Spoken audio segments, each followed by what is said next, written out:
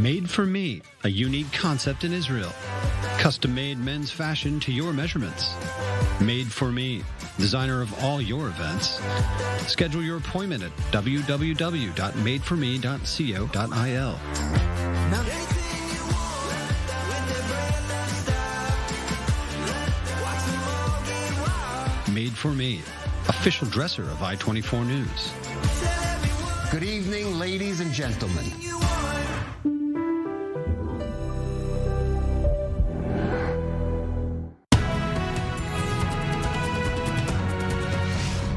Welcome back. You're watching I24 News. We're coming to you live from Tel Aviv on this day 23 of Israel's war with Hamas. And we begin with the latest developments in the north of Israel. A house in the town of Kiryat Shmona was hit by a rocket around an hour ago. This was the result, a fire in the home. No reports of any casualties.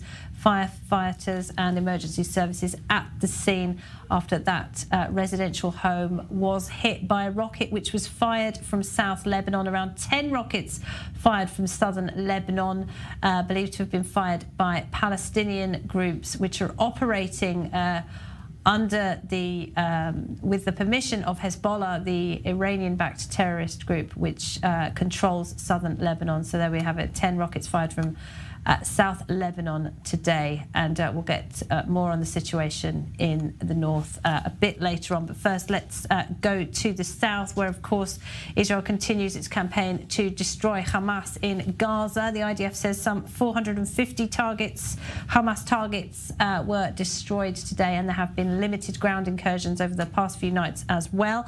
Our Mary McAuliffe is at the border. Mary, as you've been telling us, a lot of explosions, a lot of planes flying overhead. What is the latest this hour? That's right, Laura. It's been a very loud night here on the Israel-Gaza border. In the past couple hours, it's maybe quieted down a little bit, but we do continue to hear routine strikes by the Israeli military, who continue to operate in this area of the northwest part of the Gaza Strip. Hamas's Al-Qassam brigade says that its fighters have been involved in active firefights with Israeli troops who are trying to push further south into the Gaza Strip. The IDF itself says that earlier today it battled a number of different Hamas gunmen who tried to emerge from a tunnel on the inside, so on the Gaza Strip side of a tunnel near the Erez crossing, and that Israeli forces responded with live fire and eliminated them. But we do continue, Hamas continues to say that its forces are operating to try and engage with Israeli forces in the area, and we can certainly hear that noise overhead. We hear a number of Israeli airplanes, fighter jets, drones, even helicopters within the past couple hours, as well as continuous Israeli mortar shelling into this area. We saw a number of different Israeli strikes on a position right over here in the past couple hours, and before that we'd seen a number of mortars that were flying from inside the Gaza Strip towards Israeli communities. It has been a couple hours since we've had rocket sirens ringing out in southern Israeli communities. Of course, where we've seen a number of sirens ringing out in Israeli communities, most of these areas, of course, have been evacuated. They're so near the Gaza border. We're just about a mile from where I'm standing. We're not seeing a lot of civilians around. We are just seeing a very heavy presence of the Israeli military. Okay, Mary, thank you very much. Mary McAuliffe is there at the border with Gaza with the very latest. And let me introduce my guest on the line with us. Ruth Wasserman-Landa is a former MK and former Israeli diplomatic envoy to Egypt. Good evening to you, Ruth. And you just saw him there, Richard Kemp. Colonel Richard Kemp is a former officer in the British Army. He served in Afghanistan. Thank you for being with us as well. Welcome to you both. And Richard, I'll start with you, if I may. So it seems that the strategy of the IDF right now is to, after 3 weeks of airstrikes, they're going in bit by bit and they're conquering kind of incremental parts of the territory in northern Gaza, parts of that territory now under IDF control. Yeah, and I think it's going to be quite a tough fight, although I'm sure that the IDF have destroyed a huge amount of Hamas infrastructure and fighters from the air, which obviously makes it easier. But nevertheless, it's going to be a tough fight for the IDF on the ground to clear away and destroy those people who have survived the IDF airstrikes from Hamas. Let's bring in Ruth. Ruth, welcome. I mean, Israel has a tough fight on its hand, a terrorist group that has embedded itself with the civilian population, tunnels to deal with, who knows what military challenges. On top of that, you've got diplomatic pressure that no other country on earth has to deal with. Huge marches all around the world and calls for Israel to give up and impose a ceasefire. Israel is facing a huge challenge indeed. But something has happened on October 7th, Laura, that has, I think, makes Israel something in a status that has never been before. Israel will not be the same. Red lines have been crossed to a degree that I think the entire country is, in a sense, in a kind of a shock from the heinous crimes that were perpetrated. And we understand that if we do not deal in a very different way with this enemy, Israel cannot continue in the same manner that it has until now. Now, obviously, the enemy is, as you had said, rightly embedded in the Palestinian civilian population. Very ironically, very cynically, very inhumanely, they prevent some 250,000 civilians, Palestinian civilians, from actually moving southwards, as the IDF has requested, in order to save them, because they need them as human shields, which makes our task so much more difficult. But there is humanity amidst the IDF that will allow them to try as much as possible to take care to hurt the terrorists rather than civilian population. However, given the embedding of the Hamas in the civilian population, there will be more civilian lives lost. And this is a tragedy, but a tragedy that needs to be addressed by the terrorist organization.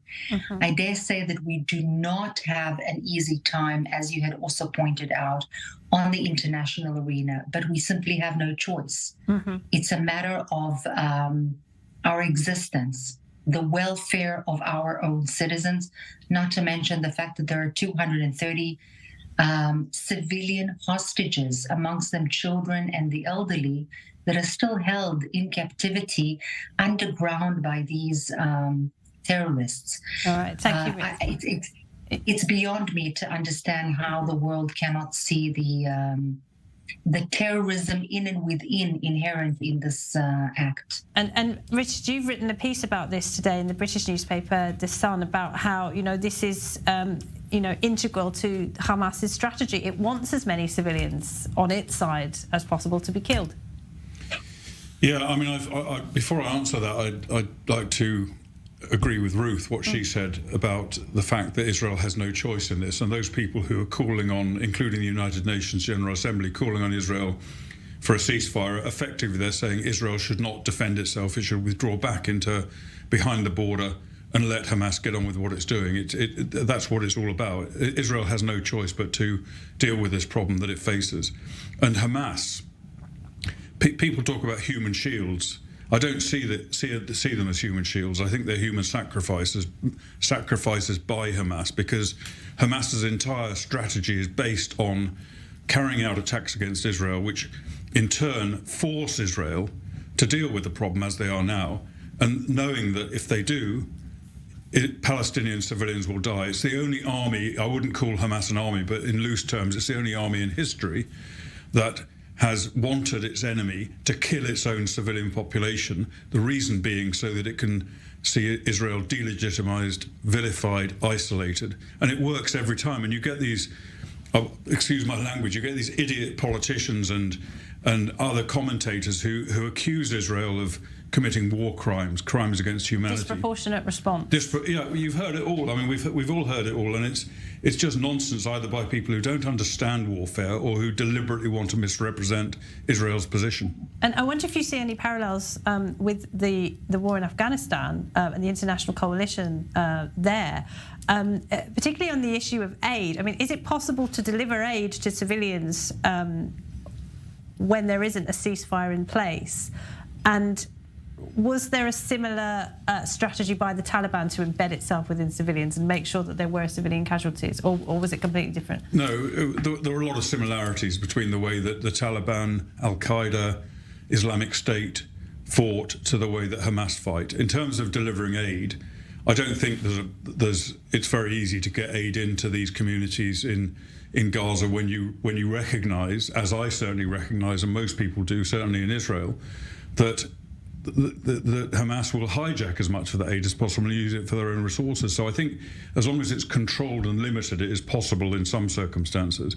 And in terms of human shields, I don't remember that the Taliban, or indeed the other terrorist groups that I was involved with fighting, deliberately tried to get us to kill their civilian population. They did embed themselves in it, but I think that was more for their own protection, because there wasn't really the same international campaign against the West fighting in Afghanistan as there is against Israel fighting in Gaza. Right. So it wasn't quite the same, but there was, yes, human shields, lots of positioning of weapons and munitions, fighters and military facilities in schools, hospitals, mosques, just exactly like the Taliban, the Hamas are doing in Gaza. And Ruth, how can Israel, operate when it has this level of diplomatic pressure on its shoulders? For now, Israel's allies, the United States, we know that President Biden will be speaking to Prime Minister Netanyahu tonight.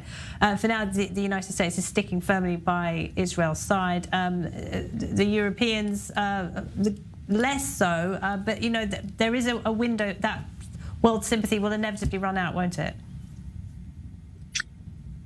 Well, the thing is that we need to make evident to the world what is very, very clear to us. The instigation of these demonstrations throughout the world is, as the entire roadmap of this so-called attack is run by the mastermind Iran. And it too is the one that stands behind instigating all those so-called spontaneous demonstrations throughout the world.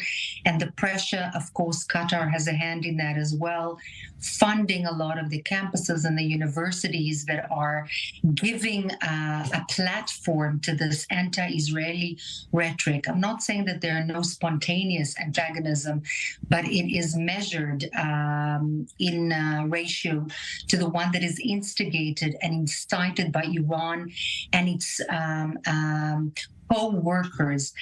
We need to make clear to the world that this is not a local skirmish. This is not a war between Israel and Gaza.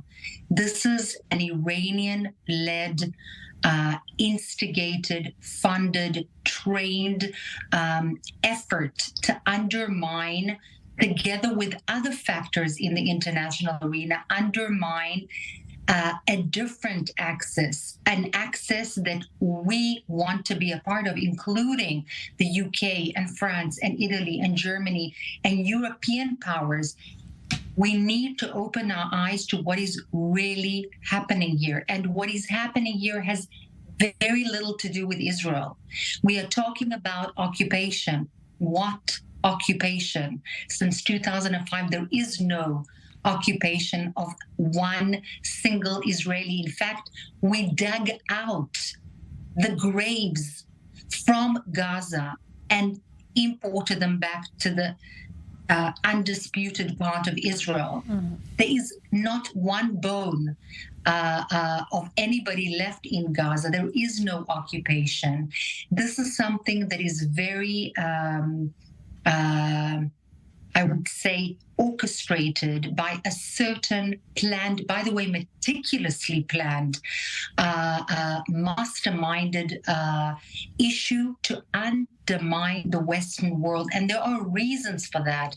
We can go into it. We don't have to go into it. But this is something that requires an international coalition, an international coalition by those countries that seek stability, that seek a sane world, and they include the European countries. We need to make them understand. Okay. Because it's just a matter of time until it happens there as well. And just quickly, Richard Kemp, I mean, do you think there is a kind of a weariness in Europe and possibly in the United States as well with the, wars in the Middle East, the fight against ISIS, Daesh?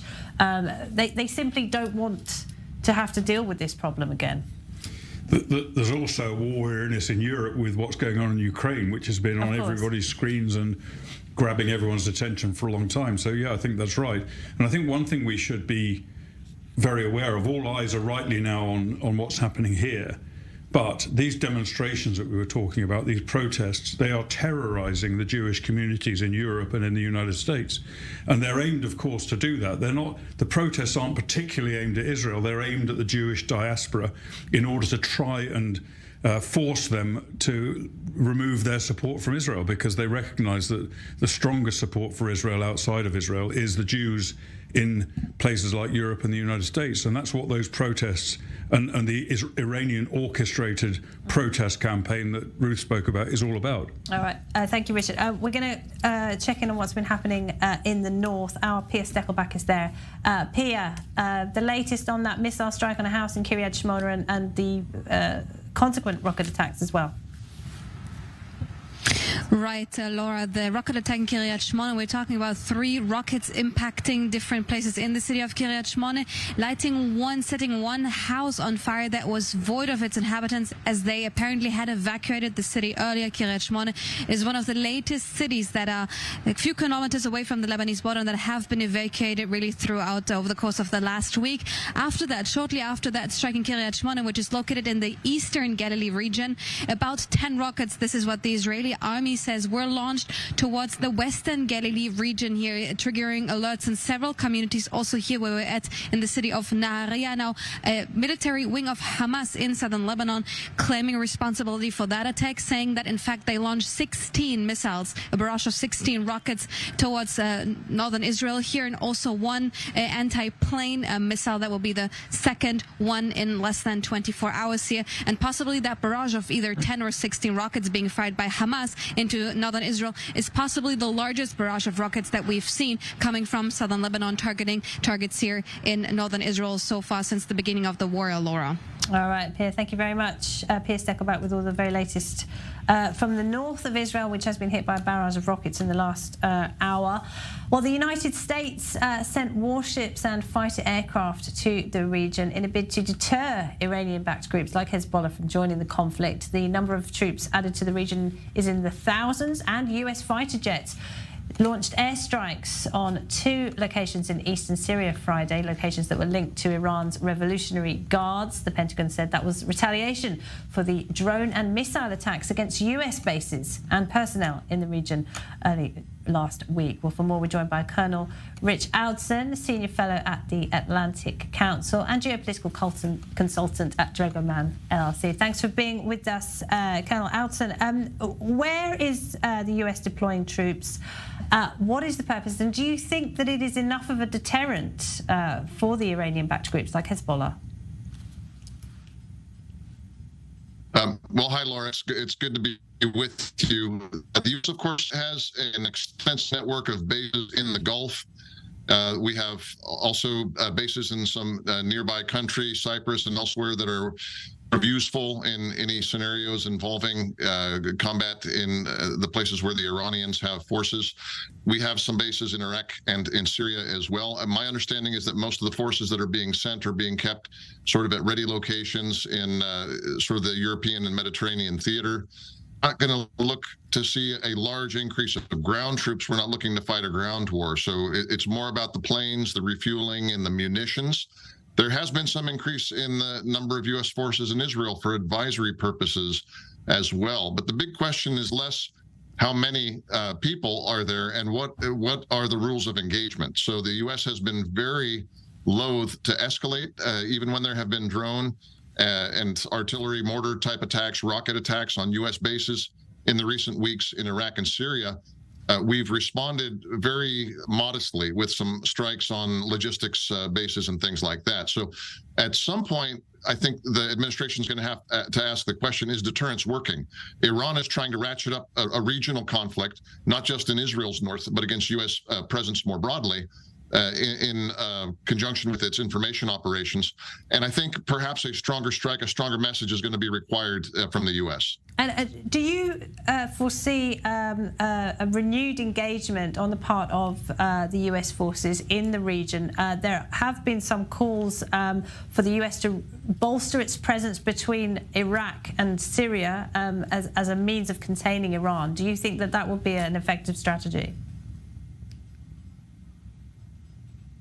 I don't think so, to be honest with you. I think there's some delicate politics involved with our presence in Iraq, and we don't have the ability to simply unilaterally increase the number of troops. The Iraqi government has a say. We have some agreements with them.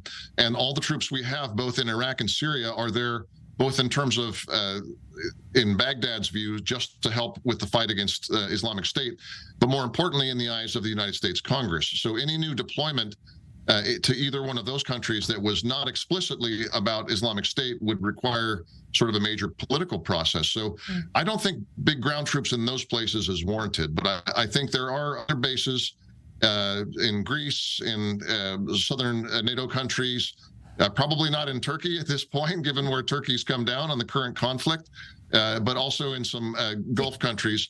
I think with the idea that we are deterring further Iranian escalation rather than assisting efforts ongoing in Gaza. Now, Gaza's interesting. There's American hostages being held in Gaza. So while the U.S. is trying to keep from seeing a massive escalation there, we absolutely are interested in Israel both defending itself, but also helping to release Israeli hostages and American hostages being held in Gaza. So we're sort of party to that conflict as well.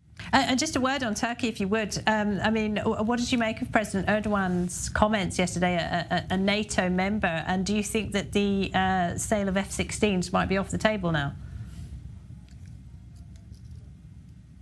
Well, as you probably know, Laura, I think about alliance management as a core strategic task for the United States, and I've long felt that Israeli-Turkish rapprochement was in the U.S. interest and something that we should press for. And frankly, the comments this week make that a very difficult position to defend at the moment. So I think it's highly likely that the F-16 sale that was already slowed by many different considerations is off the table for now.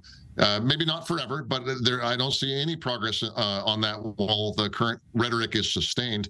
And frankly, I'm also concerned about the longer-term convergence on regional political and economic matters that the two presidents and Prime Minister Netanyahu and President Erdogan have been very close to fulfilling. So for those of us who want that relationship to work, this has been a very hard week.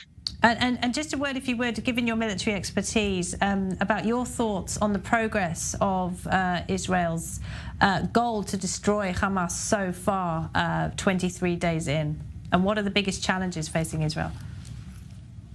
It's a massively complex thing. I think there's no intention that I've seen from Israel to reoccupy the Gaza Strip. So what you're talking about is an operation mostly from the air, but with a ground component to isolate Hamas leadership in Gaza City and to destroy as much as possible of the military infrastructure, the rocket locations, the warehouses, and of course the tunnel network. To do that without killing a massive number of civilians, and I mean, to be fair, I am concerned about civilian casualties among the Palestinians. You hear many people in the West say it doesn't matter, Hamas brought this upon them. Look, the Tohar HaNeshek, as Israelis say, the purity of arms, means that you still have to pay attention even when the other side has done outrageous things. So I think the biggest challenges now are doing this quickly before world opinion becomes further inflamed, doing it effectively, which is to say most of the tunnel network and the leadership has to be removed, coming up with some sort of political position on what follows, and doing that in a way that doesn't get your hostages and ours executed complex. And I know that the Israeli planners and the top-tier military forces are among the best in the world. I wish them luck in solving this riddle within a riddle, really. Thank you. We appreciate it, Colonel Richardson. Thank you.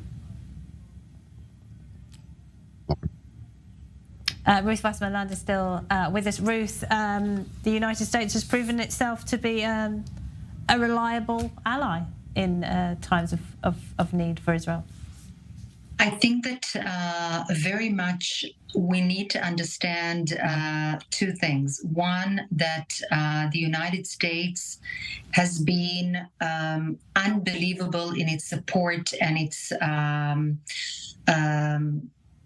value-oriented closeness to Israel in a time of need. And this is something that the Israeli leadership and the people will never forget.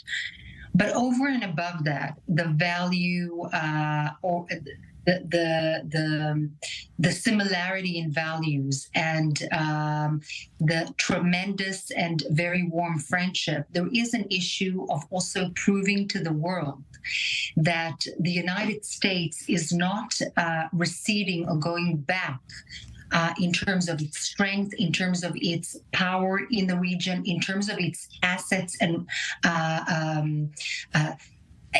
I would say its presence in the Middle East and the Gulf region. And this is something that has been a little bit questioned in the past several years, particularly after leaving Syria, leaving Afghanistan, and there has been a kind of feeling amidst role players, significant role players in the region, that perhaps the United States is becoming more insulated and leaving its impact in the region to other players.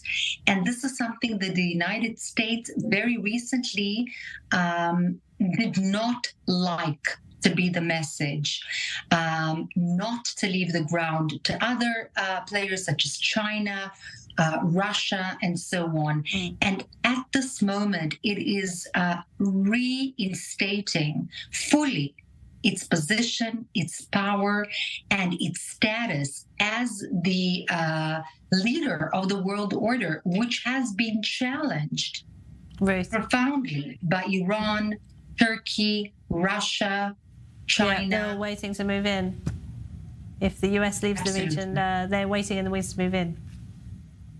Richard? Yeah, I mean, I think that this has obviously got Iran's hand behind it. There's no question about that in every respect. And equally, if Hezbollah decides to launch an assault from the north more intensive than it has done so far, then that also has got Iran's hands behind it. And in some ways, this has backfired on Iran, I think, because Iran was encouraged in its plan by America's distancing itself from the region. And it's brought them straight back. Right, and distancing itself from the current Israeli government. And now we've got two carrier strike groups, and goodness knows what else in the region. Absolutely. The opposite the of what US they is wanted. back. I think that's the message, isn't it? Richard, thank you for now. We're going to take a short break. Stay with us.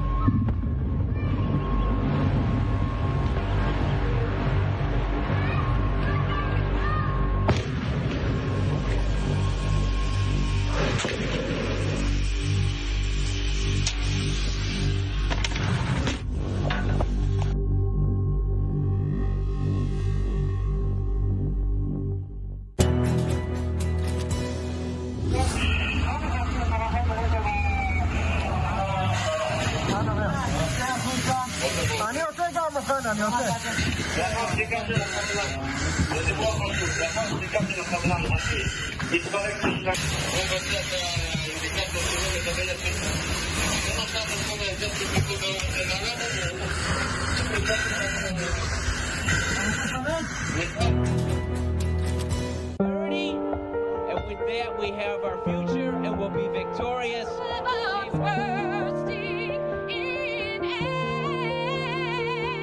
How are we going to do this? I don't know, but And we need to...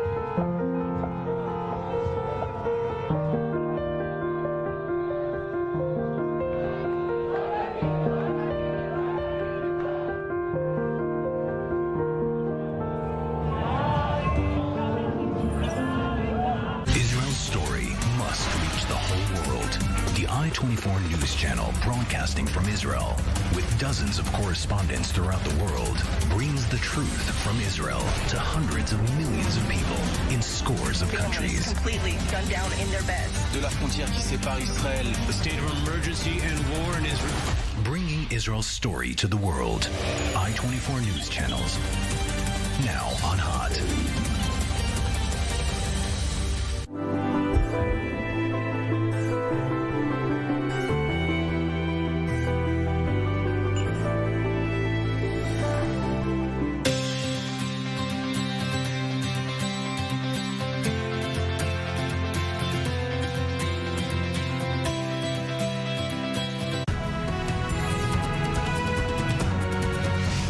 Welcome back. You're watching I24 News. We're coming to you live from Tel Aviv on this day 23 of Israel's war with Hamas, and there's been a direct hit on a residential home in the northern town of Kiryat Shmona tonight. A barrage of rockets fired from southern Lebanon by Palestinian groups operating in southern Lebanon. One of the homes was hit. No reports, thankfully, of any casualties, but a direct hit there causing a fire. Firefighters and emergency services very quickly at the scene. That town has been evacuated, as have many other communities in the north of Israel. So sirens blaring across the north tonight, as they were earlier in the day in central and southern Israel when rockets were fired from Gaza. And there have been a series of overnight raids by the IDF into Gaza. The IDF now controls small parts of northern Gaza, and we've seen clashes between IDF troops and Palestinian terrorists who burst out of a tunnel close to the Erez crossing. Well, the Prime Minister, Benjamin Netanyahu, has apologised after he was roundly criticised for laying the blame on his own defence and intelligence chiefs for the October 7 attacks. US President Joe Biden is expected to speak with Benjamin Netanyahu by phone later tonight. Let me just remind you of who we have with us this hour. Colonel Richard Kemp is a former commander in the British Army. He served in Afghanistan. With me in the studio, our senior correspondent Owen Altman is back from that gathering with the families of the hostages in Tel Aviv. And we're joined as well now by Dr. Shanny Moore. He's the Director of Research at United Nations Watch. Welcome to you as well. Shanny, I'll start with you if I can. I mean, at this very critical time, you know, the Prime Minister, he put out a tweet last night. He blamed his security and defence team. He then deleted the tweet and he apologised for making that statement. At this, you know, very critical time, are Israelis getting the reassurance they need from their leader? No, absolutely not. I think just merely having to ask the question already answers it. The fact that the Prime Minister is awake at 1 a.m, essentially drunk dialing his own public with all sorts of attempts to blame other people for his own problems isn't very reassuring. It's not to say, by the way, that there isn't a lot of responsibility and blame that falls on the heads of the various security agencies. Obviously there is, and that's something that's going to be dealt with. Many of them have already made statements explicitly taking responsibility and implicitly informing about future resignations when this is up. But there's something very, very dispiriting about the way this Prime Minister and this whole government have handled this from the beginning. It's one thing to be in a state of shock in the first hours or day or two after such a horrible event. It's been 3 weeks, and it seems that he and the ministers around him still haven't recovered from their initial shock, still don't understand what hit them, still don't understand the mistakes they made that led up to this, still don't understand what the situation demands of them, and are focused at the most crucial hours in trying to improve their own images and prepare a case for a future commission of inquiry. Should he apologize? Should he resign? Apologize, he already has. If it were up to me, this entire government would resign. I don't think it's capable of handling the task at hand. We are in no situation right now to dissolve the Knesset and hold new elections. That obviously is something that... But in this Knesset, there can surely be found 61 members to vote for a constructive no confidence and to establish an emergency government. And there are enough people in the Knesset, in many of the parties, to staff the main ministries and positions necessary for doing this. The people we have now, people whose entire political career is a series of media spectacles and games on social media, who've never done anything, accomplished anything, including people, by the way, making big pronouncements on national security who never served a day in their life, often because of their own criminal records. And our fate is in their hands right now. All right. Some of them have disappeared entirely. I don't recall, by the way, seeing Idit Silman at all in the last 3 weeks. Maybe she's out protecting our hospitals from the scourge of chametz, of leavened bread. I don't know. She's gone. I don't recall seeing Tzvi Sukkot, who's not a minister. Well, there is a Shanny. There is a unity government in place now, isn't there? Which includes Benny Gantz, former opposition leader. You've also got Yoav Gallant, who is seasoned. It's not a unity defense government minister. at all. It's the same. Okay. It's not a unity government at all. It's the same coalition of 64 with the decoration of Benny Gantz and Eisenkot, who are very important people who are probably among the only adults in the room right now. It's a shame that they didn't make more serious demands before joining the government.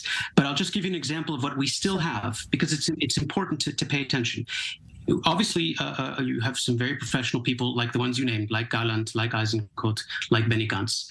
The minister who is still in charge of the police, among other security forces, the self-styled Minister of National Security, is investing all of his energy in the last week, and especially in the last 48 hours, in trying to foment violence between Jews and Arabs inside of Israel.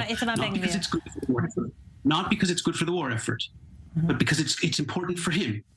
And he is going out of his way, tweeting all sorts of scurrilous things, engaging in all of his typical humiliation, domination fantasies with this Arab arrested for making noise with a motorcycle, or that one for posting something on Facebook, with rumors from his people associated with him about what's going on at the College of Netanyahus.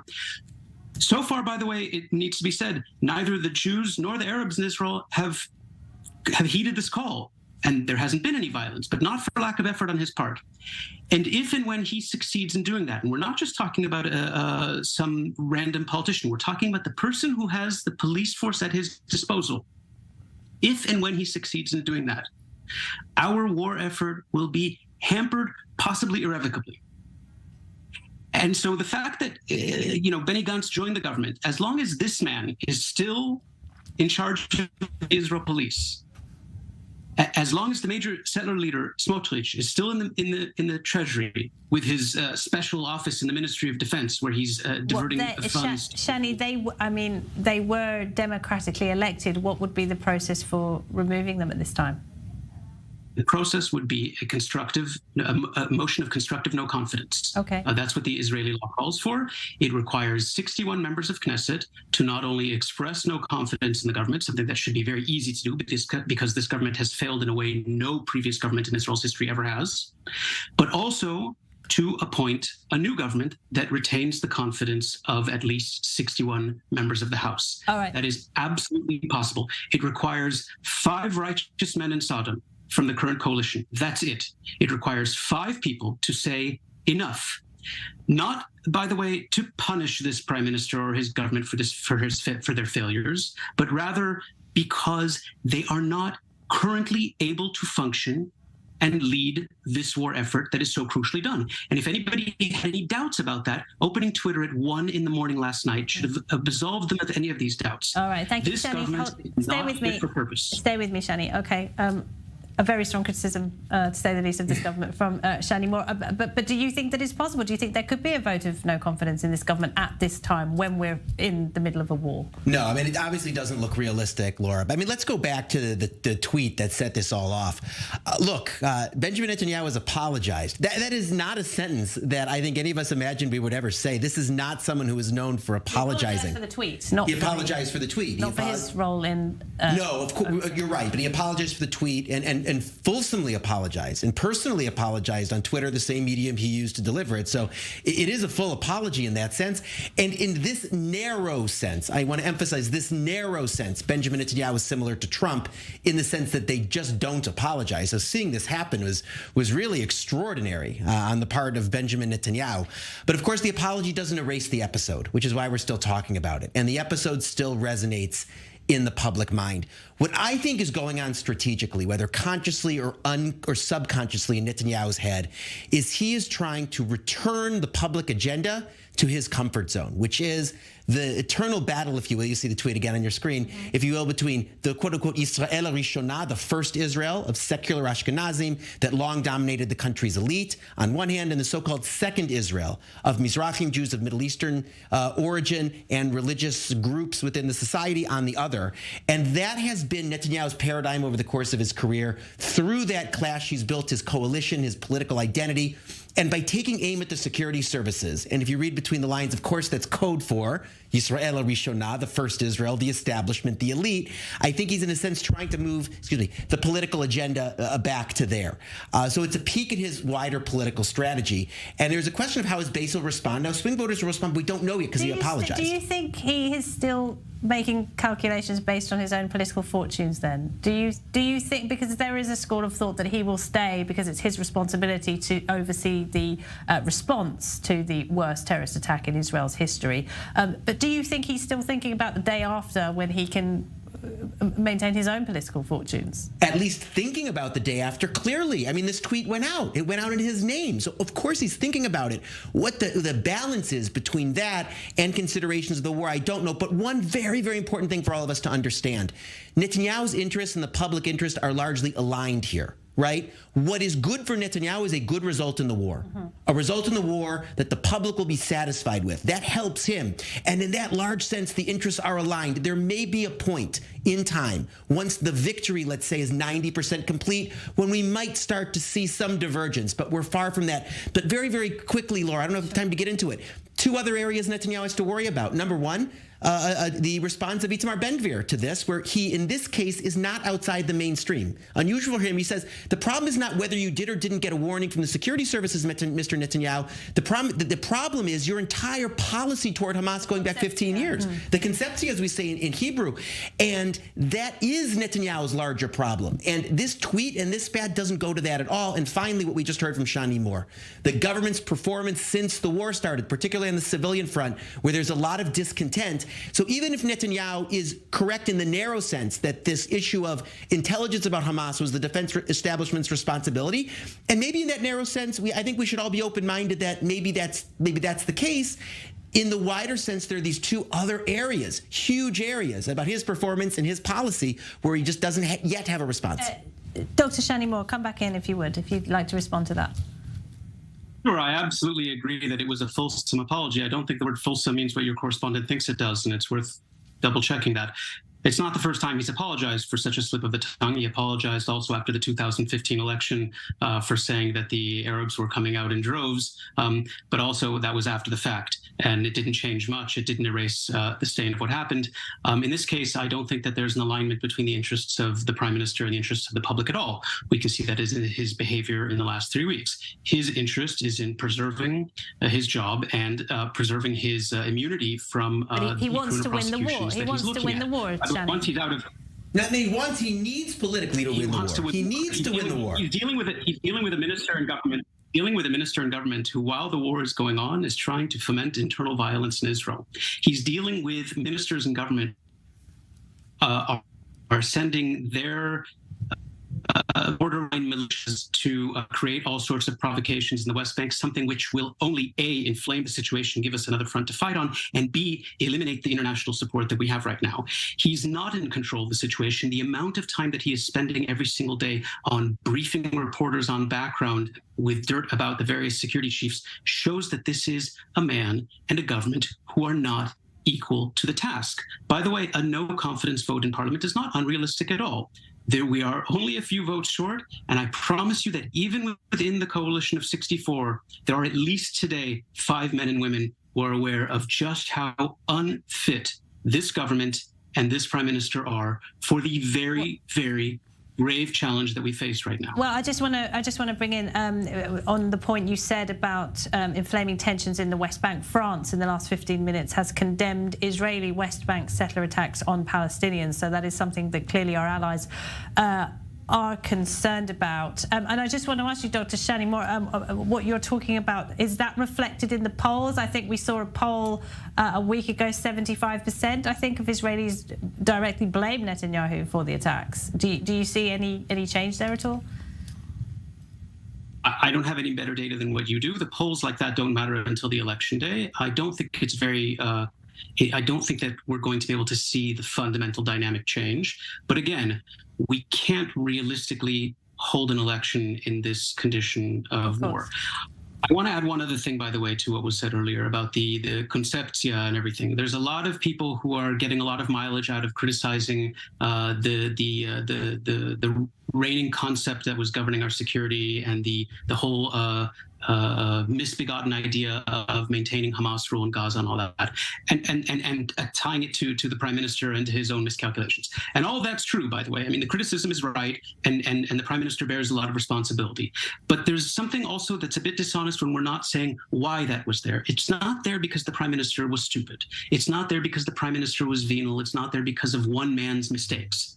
The conceptia that we had, where we had to maintain the Hamas rule separately in Gaza, existed not for any Israeli strategic interest. It existed in order to maintain the settlement enterprise in the West Bank. We had no need of the separation between Gaza and the West Bank, no need to maintain the Hamas power in Gaza, no need to get into all these ceasefires, no need to bring all this Qatari money, except because that is the right-wing coalition that's been in power for most of the last 15 years, wanted to be able to maintain the status quo in the West Bank. Well, the other side to that is that the Palestinians elected Hamas themselves in 2006, and also there had been firm no's from all offers of peace, including, of course, Ehud Olmert's generous offer in 2008. By all means, I'm well aware of that and have written about that a lot. But the Palestinians didn't elect the situation of the two separate governments. That happened in the aftermath of the Hamas coup.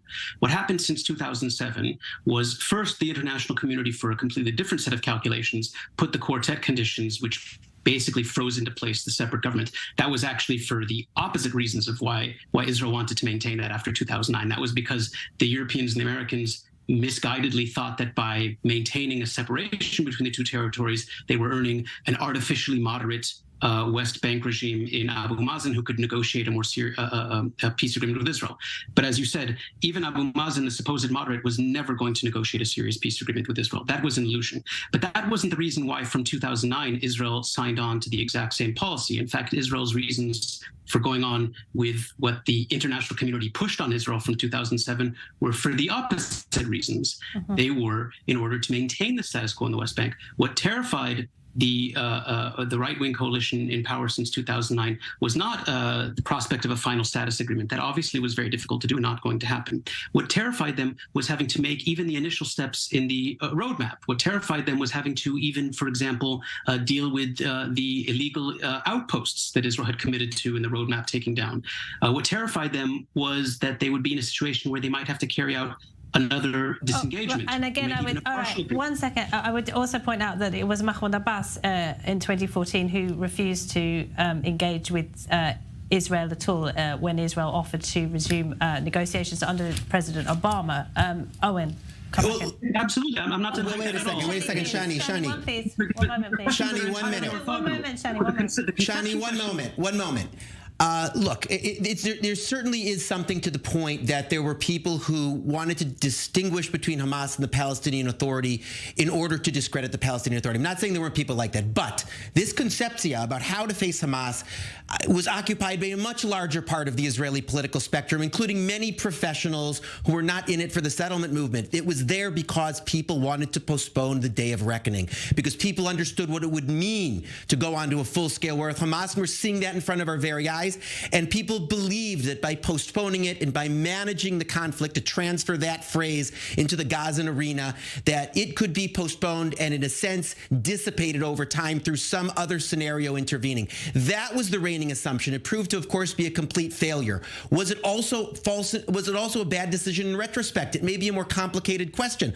What I'm saying is that Netanyahu, I think, may be more vulnerable on this question than he is on the question of what exactly the security chiefs did or didn't tell him and what he did or didn't know, because at that level, Netanyahu may be right in the narrow sense that that's the responsibility of defense chiefs. But in terms of setting overall public policy toward Hamas, that's the role of a prime minister, and for the vast, vast, vast majority of this period, that prime minister was Benjamin Netanyahu. The terrorist attack in Israel's history happened on his watch. There is no escaping. Not only his watch, but happened in his watch after, Laura, he had been prime minister for the vast majority of the years before. All right, okay. Shanny Moore, very briefly, if you want to respond. There were, besides the political failures, which I think we touched on, but not enough, there are some enormous tactical and intelligence failures here. There's absolutely no way of denying that, and there is no way that either Tzahal or the Shabak or anyone else escapes responsibility for these failures. But the policy failure that was here, we have to be honest about what it was. The policy failure emanated from the desire to maintain the status quo in the West Bank. Full stop. I can say this as somebody who was there.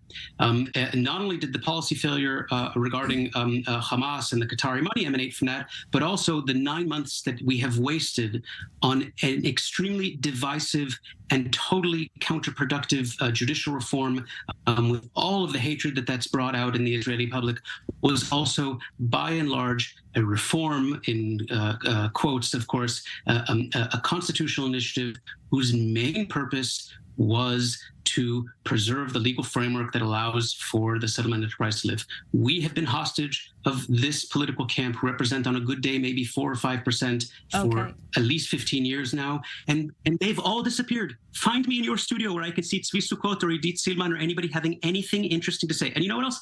Find me any of that away in all the stories of among all these heroes who were rescuing people and fighting the Hamas on the 7th of October. I've seen kibbutznikim. I've seen all the soldiers that they've been insulting for the last year. I've seen all the pilots. Well, I would say that Israelis. I would say that Israelis across the political divide have been affected by these terrible terrorist attacks, and I would say that the country is mobilized and does seem more united than ever before in its bid to defeat Hamas. Dr. Shanny. We have an army. We have an army that has been providing escort services for a bunch of idolaters to go to a sheikh's tomb that they gave a Hebrew name to, rather than protecting our border for thousands of families who were left alone to be massacred. Thousands of families. Just let me. From the kibbutz movement. Who listen, Shani, I'm going to cut you off. Shani, I'm going to cut you off. Shani, I'm cutting you off. I'm cutting you off. We have to get other voices in here as well. Look, as I said before, the concept about Hamas occupied a much larger part of the political spectrum, included professionals, and it was about postponing the day of reckoning. And we see the reason why the day of reckoning had been wanted to be postponed. The question is, was it also wrong prospectively? Of course it's wrong, given what we know now. Was it also wrong prospectively? And just for the record, there were people within the Israeli right, Avi Dichter, and others Yuval Steinitz and others who long ago talked about the idea of Israel needing to reoccupy Gaza for exactly the reasons we're seeing in front of our eyes. Yesterday that he also tried to tell the Prime Minister. We're going to have to leave it there, Shanny. We appreciate it. Thank you very much for joining us, Dr. Shanny Moore. Thank you. All right. Okay, well, it's almost a bit of nostalgia to go back to talking about Israeli politics. It seems like such a long time ago that we talk about. But these are big questions that are going to have to be addressed. You know, we ran Kaplan Street tonight, Laura. Right. For the tent of the missing families. Do you believe that? Kaplan Street, which we knew for something very, very different up until a month ago. Yeah, okay. And, of course, the whole country is very much united in its bid to defeat Hamas and get the 230 hostages back home. Colonel Richard Kemp, let's move on from the politics. Let's talk about the military progress. Here we are, 23 days in. Given your military expertise and your background, how would you say the campaign is going so far? Well, I'm very happy to say that I don't know too much about it, because the IDF have obviously maintained something of a blackout, and quite rightly, because the last thing that people like me need to know, or any of the media need to know, is what's going on in that campaign. But certainly, I'm pretty sure, from what I understand, the air campaign has been very, very effective against Hamas. The ground operations, which are moving forward now, I think are also, from what we do know, are destroying a lot of Hamas targets on the ground as well. But I think it's going to be quite a lengthy battle. And the thing we sort of touched on earlier on about what happens afterwards, and I think one of your guests said the IDF are not going to stay in Gaza. I think that's not the case. I think the high likelihood is hopefully they will defeat Hamas there, and once they've done that, I think they're going to be stuck inside Gaza, securing Gaza for a very long period of time. How long that is, I don't know, but I think the IDF will be back in Gaza. Well, that was one of the criticisms of the international coalition going into Iraq and Afghanistan, that there was no plan for the day after. Israel perhaps taking lessons from that.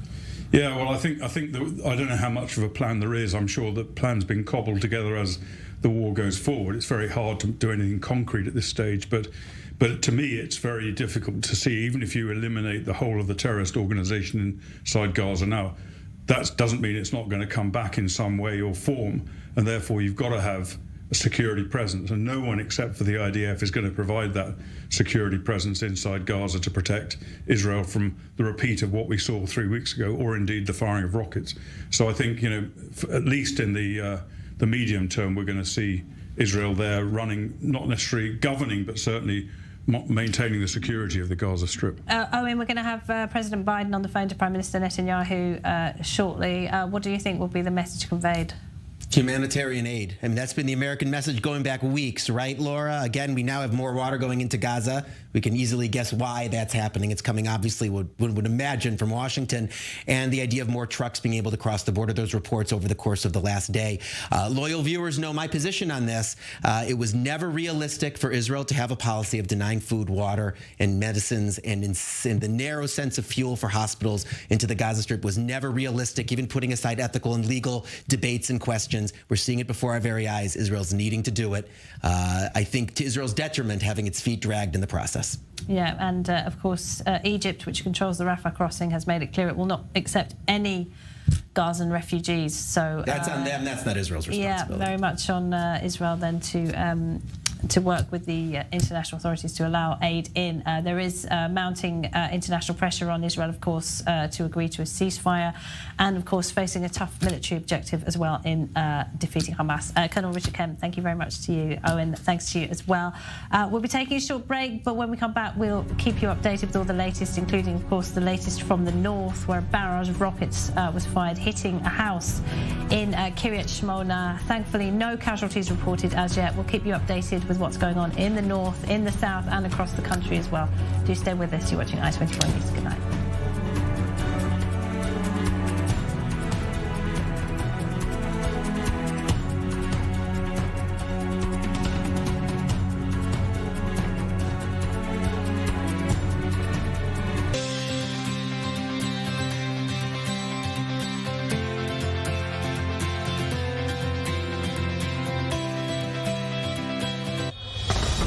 Israel is officially in a state of war. This is a very active scene, and we need to get in the car as we're talking. More than 100 soldiers and civilians have been kidnapped. Help us, we don't know what to do. We just don't know anything. Entire families, including babies and children and elderly, were butchered in their beds. Awaken the giant, and we are ready and we are strong. Everyone is showing up. This is the unity.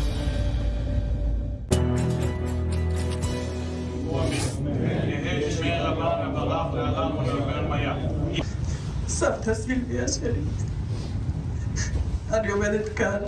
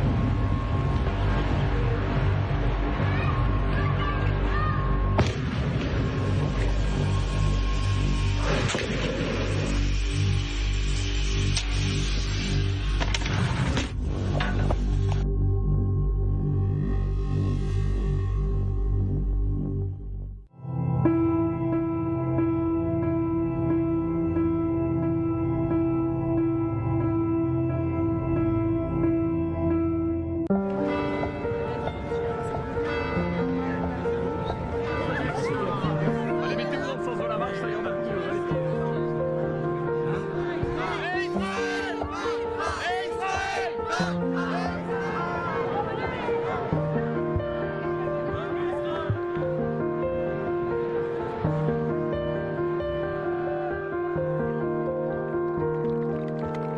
passe maintenant le micro.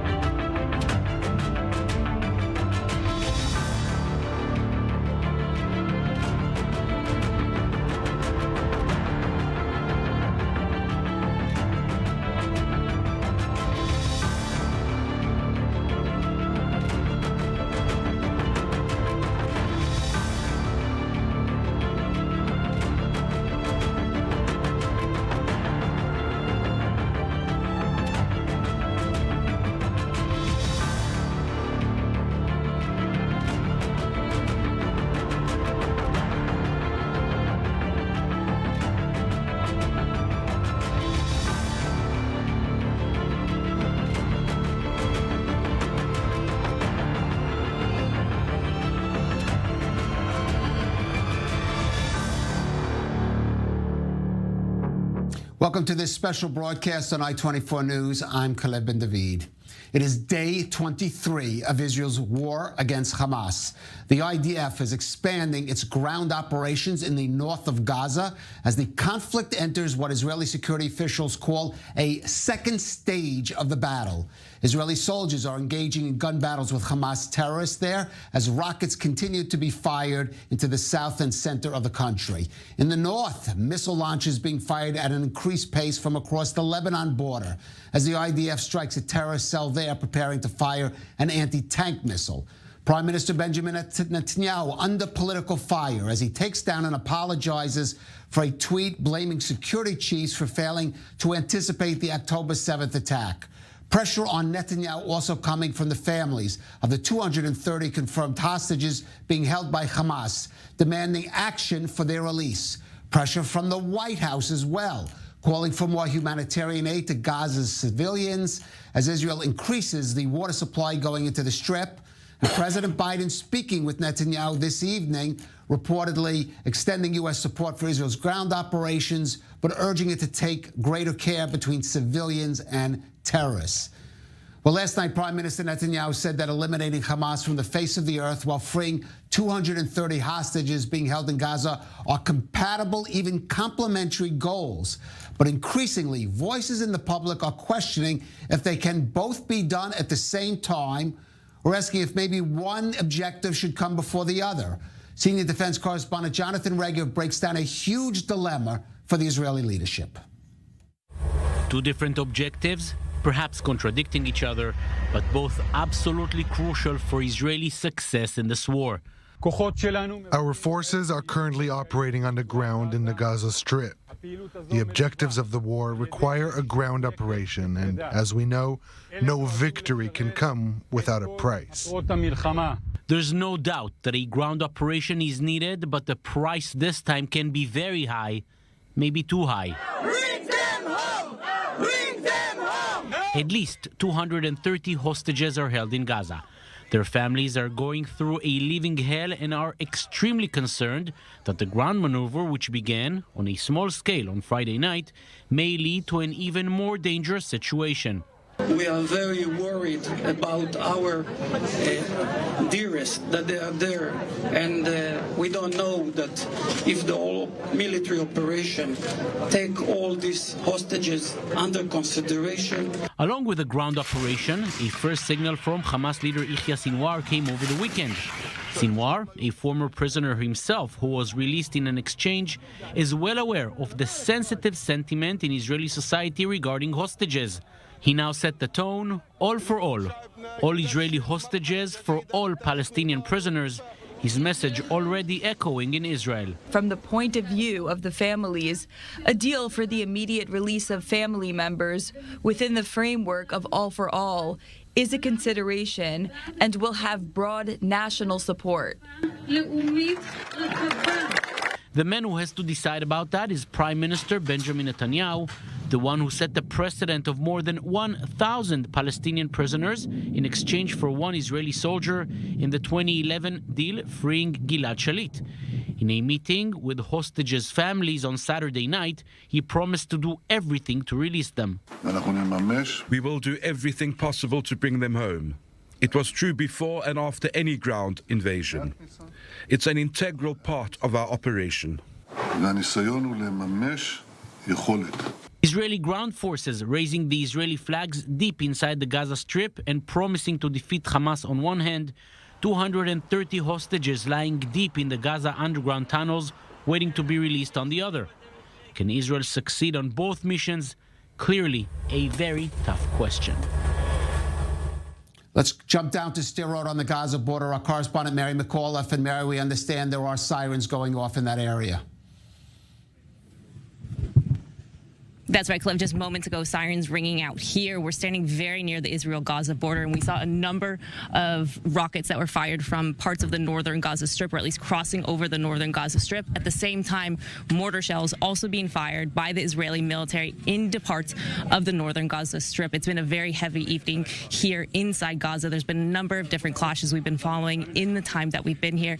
The Israeli military says that it's been striking a number of different targets. We have a number of reports of airstrikes happening inside the Gaza Strip, mostly concentrated in that northern part of the Strip, which Israel has, of course, been asking civilians to evacuate as urgently as possible, and also parts in central Gaza Strip. We have reports from an airstrike just minutes ago that caused a large number of casualties that were taken to the El Shifa hospital complex.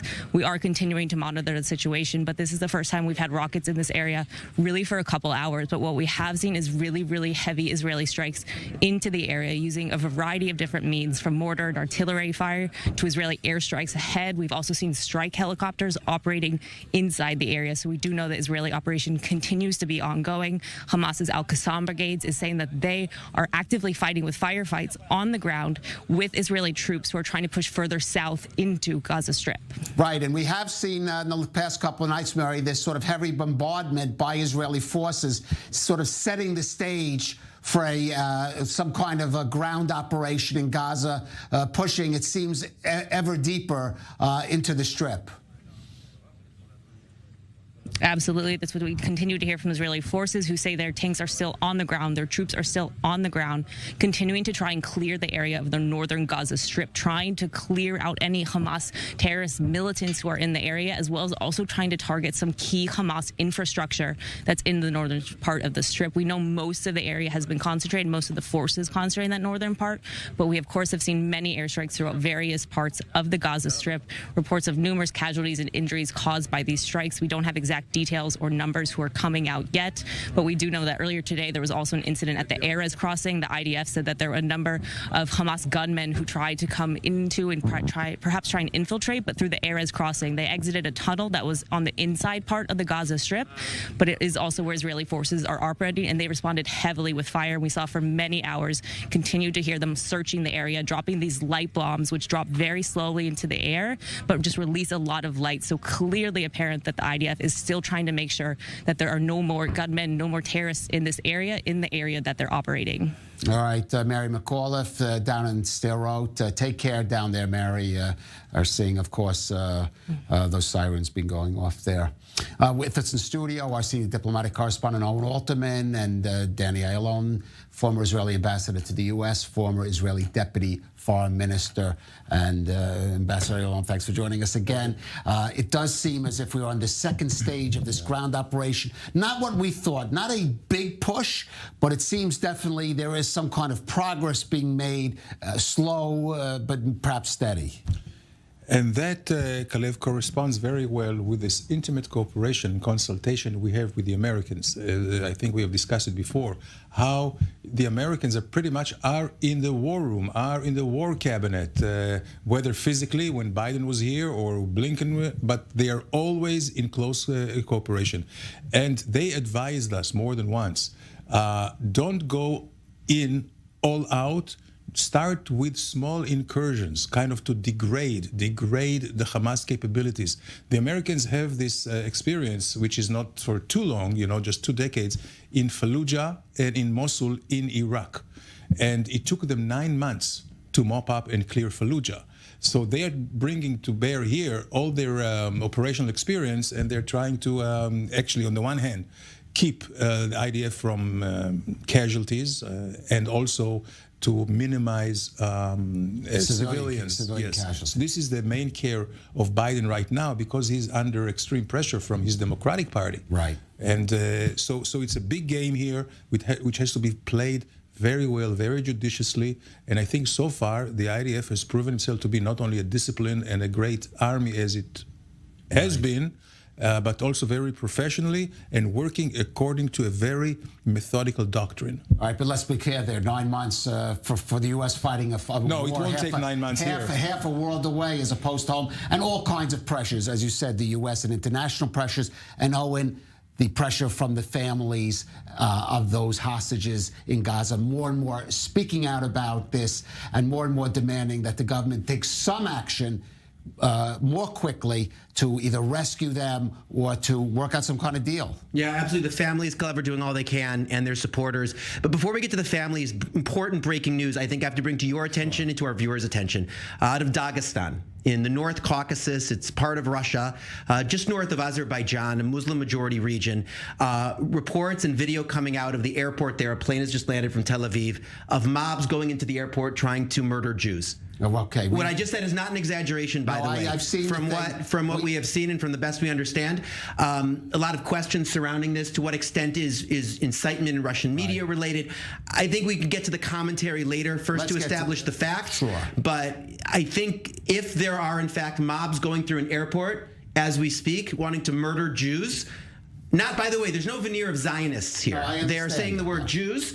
I think we simply have to make pause and make mention of that. Of course. Well, we're going to get to that in a little minute. We'll mention the Israeli government did summon in the Russian ambassador to Israel today, concerned out of the rhetoric coming out of Moscow feeding that.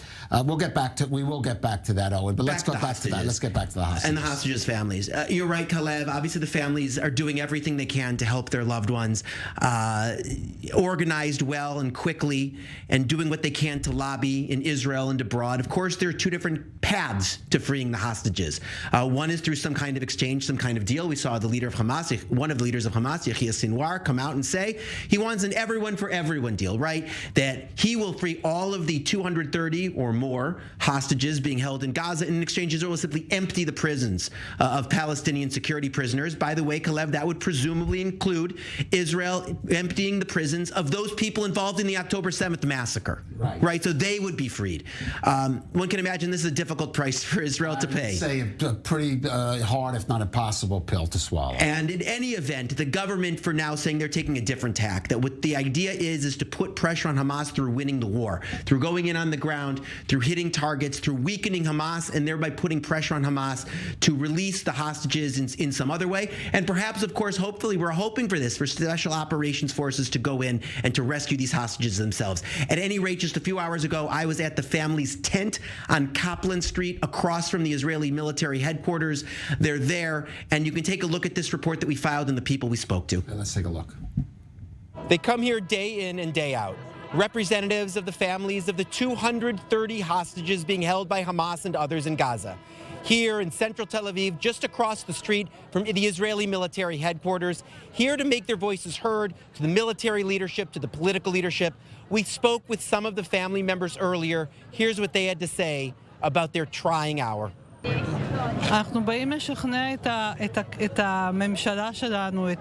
come here to convince our government and the world that something needs to be done. They need to be released. You can't leave them there and wait for something to happen. Something must be done. This is our message. We come and say to the government, do something. To the countries of the world, help us because we cannot do it alone. But it's not only the representatives of the families themselves, it's also the activists and the supporters who have come out here to be with them, including a bereaved mother who herself lost a son in battle in Gaza in 2014, but who felt compelled to come here and also support the cause of bringing those hostages home. We asked her about how she felt about the possibility of a prisoner deal with all of the risks that that involves for Israel. Here's what she had to say. We have no way to release them except to give up the security prisoners who are here. I think that the state of Israel knows how to deal with our enemies even after we release them. There is no price for an Israeli soldier, even if it means giving them all of our prisoners. It's not the best way, but it's the only way to free them. There is no other way. The issue of the hostages remains high on the Israeli public agenda. Just on this Sunday afternoon, family members met with Israeli President Isaac Herzog and also with Defense Minister Yoav Gallant. After his meeting with the families, Defense Minister Gallant came out and reiterated the government's strategy that the best way to bring the hostages home is to move forward full speed with the ground campaign into Gaza and thereby putting pressure on Hamas, for Hamas to then feel it needs to return the hostages, saying that reports of potential deals over the hostages are simply psychological warfare being used by Hamas to divide the Israeli public. At any rate, for the family members coming out here day in, day out, it's such a difficult waiting game. And the irony, we're standing next to Copland Street, where just until about a month ago, this part of Tel Aviv was known as the central venue for protests against the government's proposed judicial overhaul.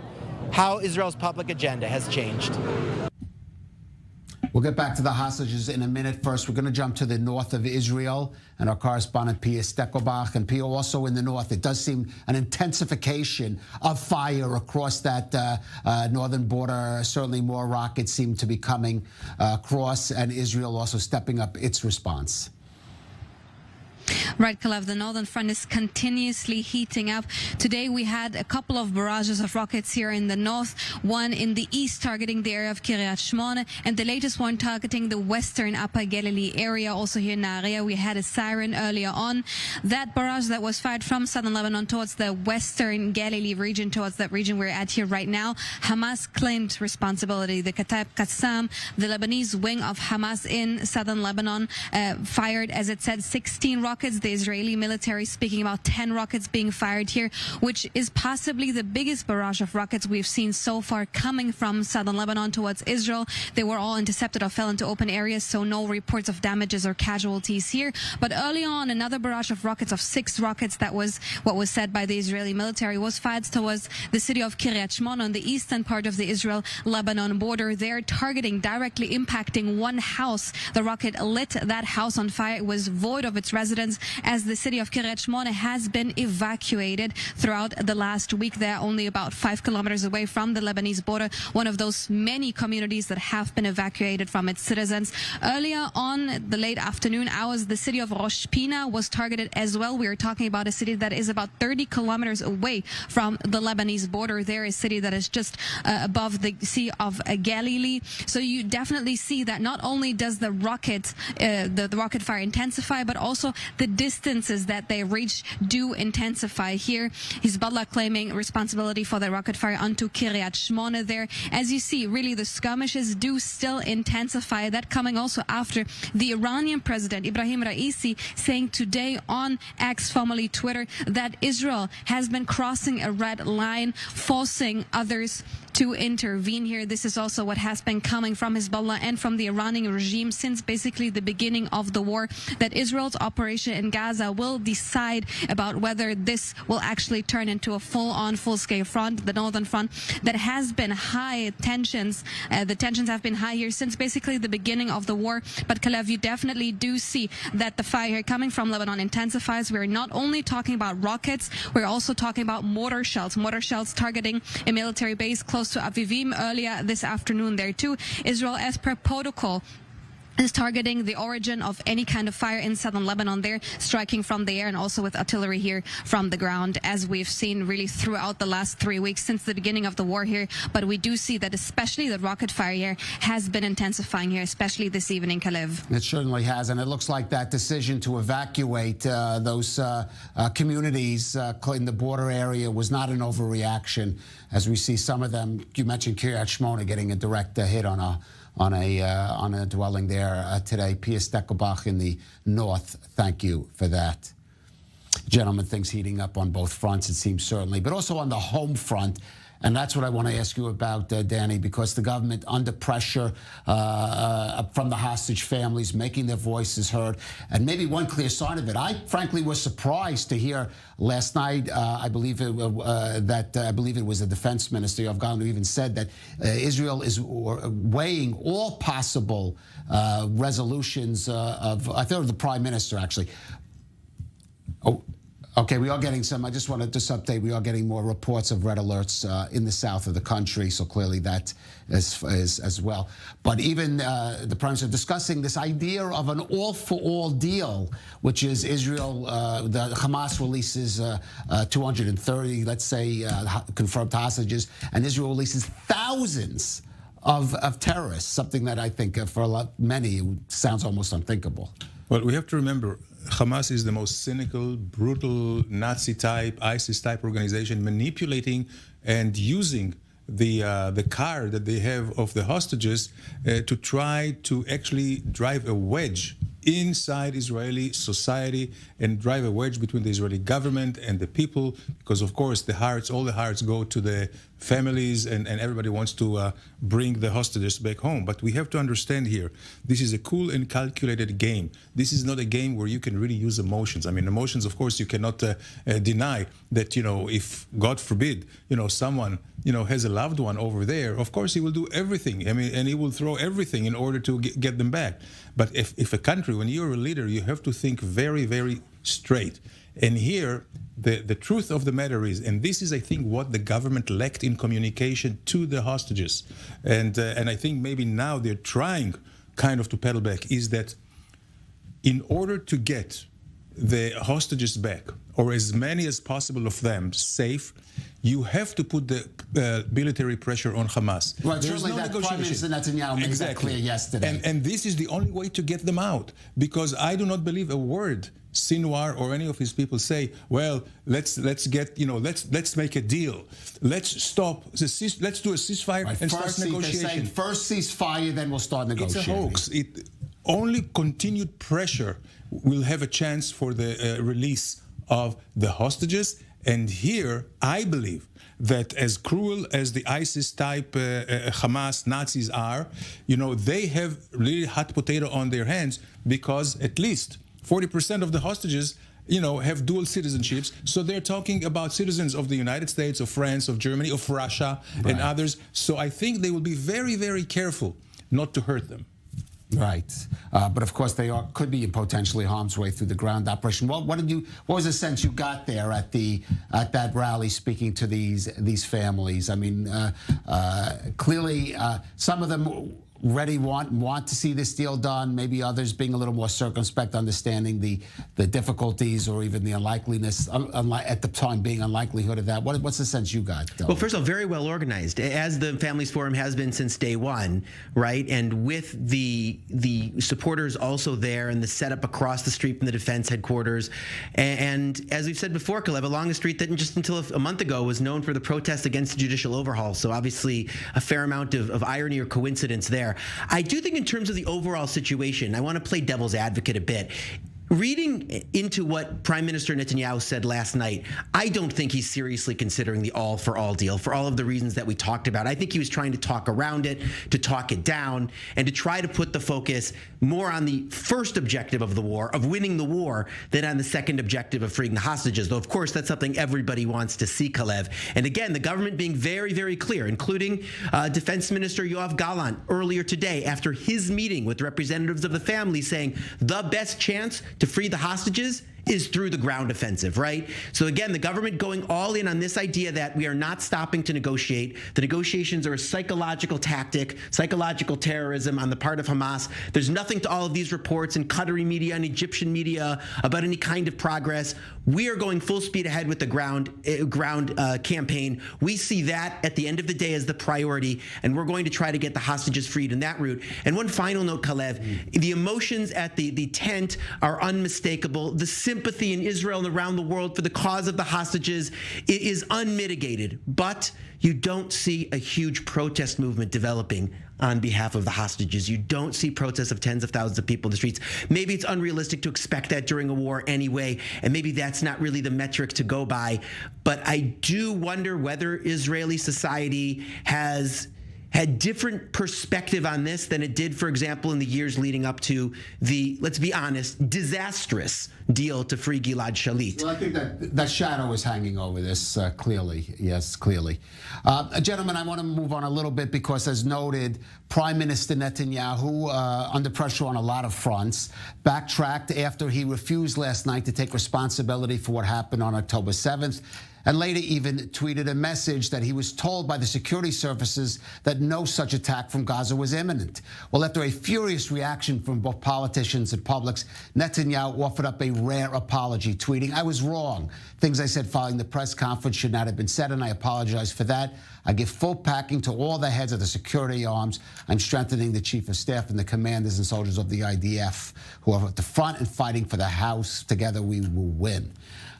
Danny, apology from Benjamin Netanyahu, as I said, fairly rare. Clearly, he feels he made a serious mistake last night. I don't recall any apology from him in the 30-so years that he's in politics. We had a guest who had one. After the 2015 elections, when he said the Arabs are going to the polls in droves, after the elections. So there's one. So there's one. Okay, but maybe one. Fine. But I think he realized he made a mistake. I think that he's losing it. I mean, his finesse as a politician is really also degraded with the war. I think he has not come out of the shock that happened to him, because he is actually the father of the concept, and the concept was Hamas is deterred. You have him on record after every operation, whether it was in 2014 and 2009, you have it on record where he says Hamas is deterred, Hamas has suffered a blow that it never experienced before, and so on and so forth. So he cannot deny that, and he cannot escape. There will be a commission of inquiry, and there is no escape to put the blame on him. Okay, well, gentlemen, stay with us. We are going out for a brief break, but stay with us. We'll be back in about 3 minutes with more on this special broadcast on I24 News.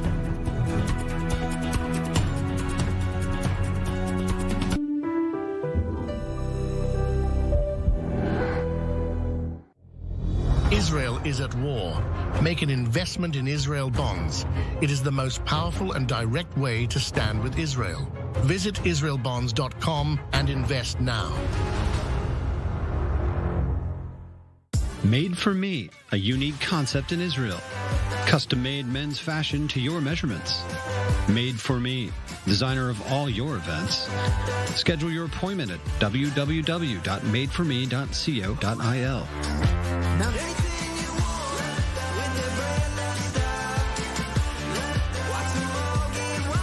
Made for Me, official dresser of I24 News. Good evening, ladies and gentlemen.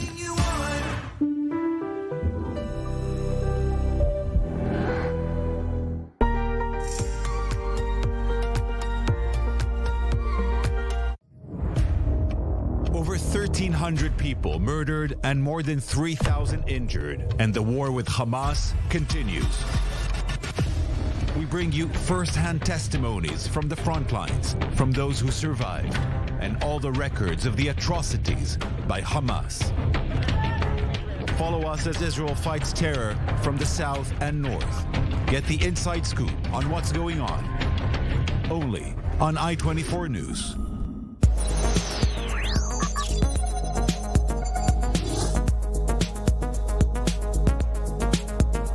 It actually starts from scratch. And the way that it works is it generates this random body that kind of looks like a sponge.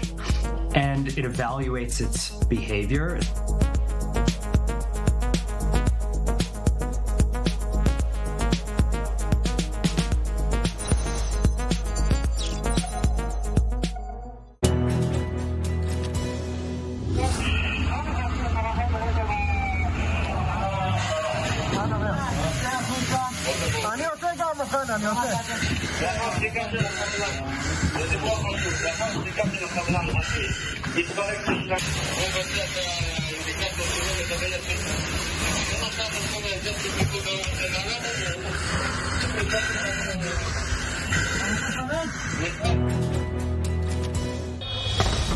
Israel is officially in a state of war. This is a very active scene, and we need to get in the car as we're talking. More than 100 soldiers and civilians have been kidnapped. Help us, we don't know what to do. We just don't know anything. Entire families, including babies and children and elderly, were butchered in their beds. Awaken the giant, and we are ready and we are strong. Everyone is showing up. This is the unity.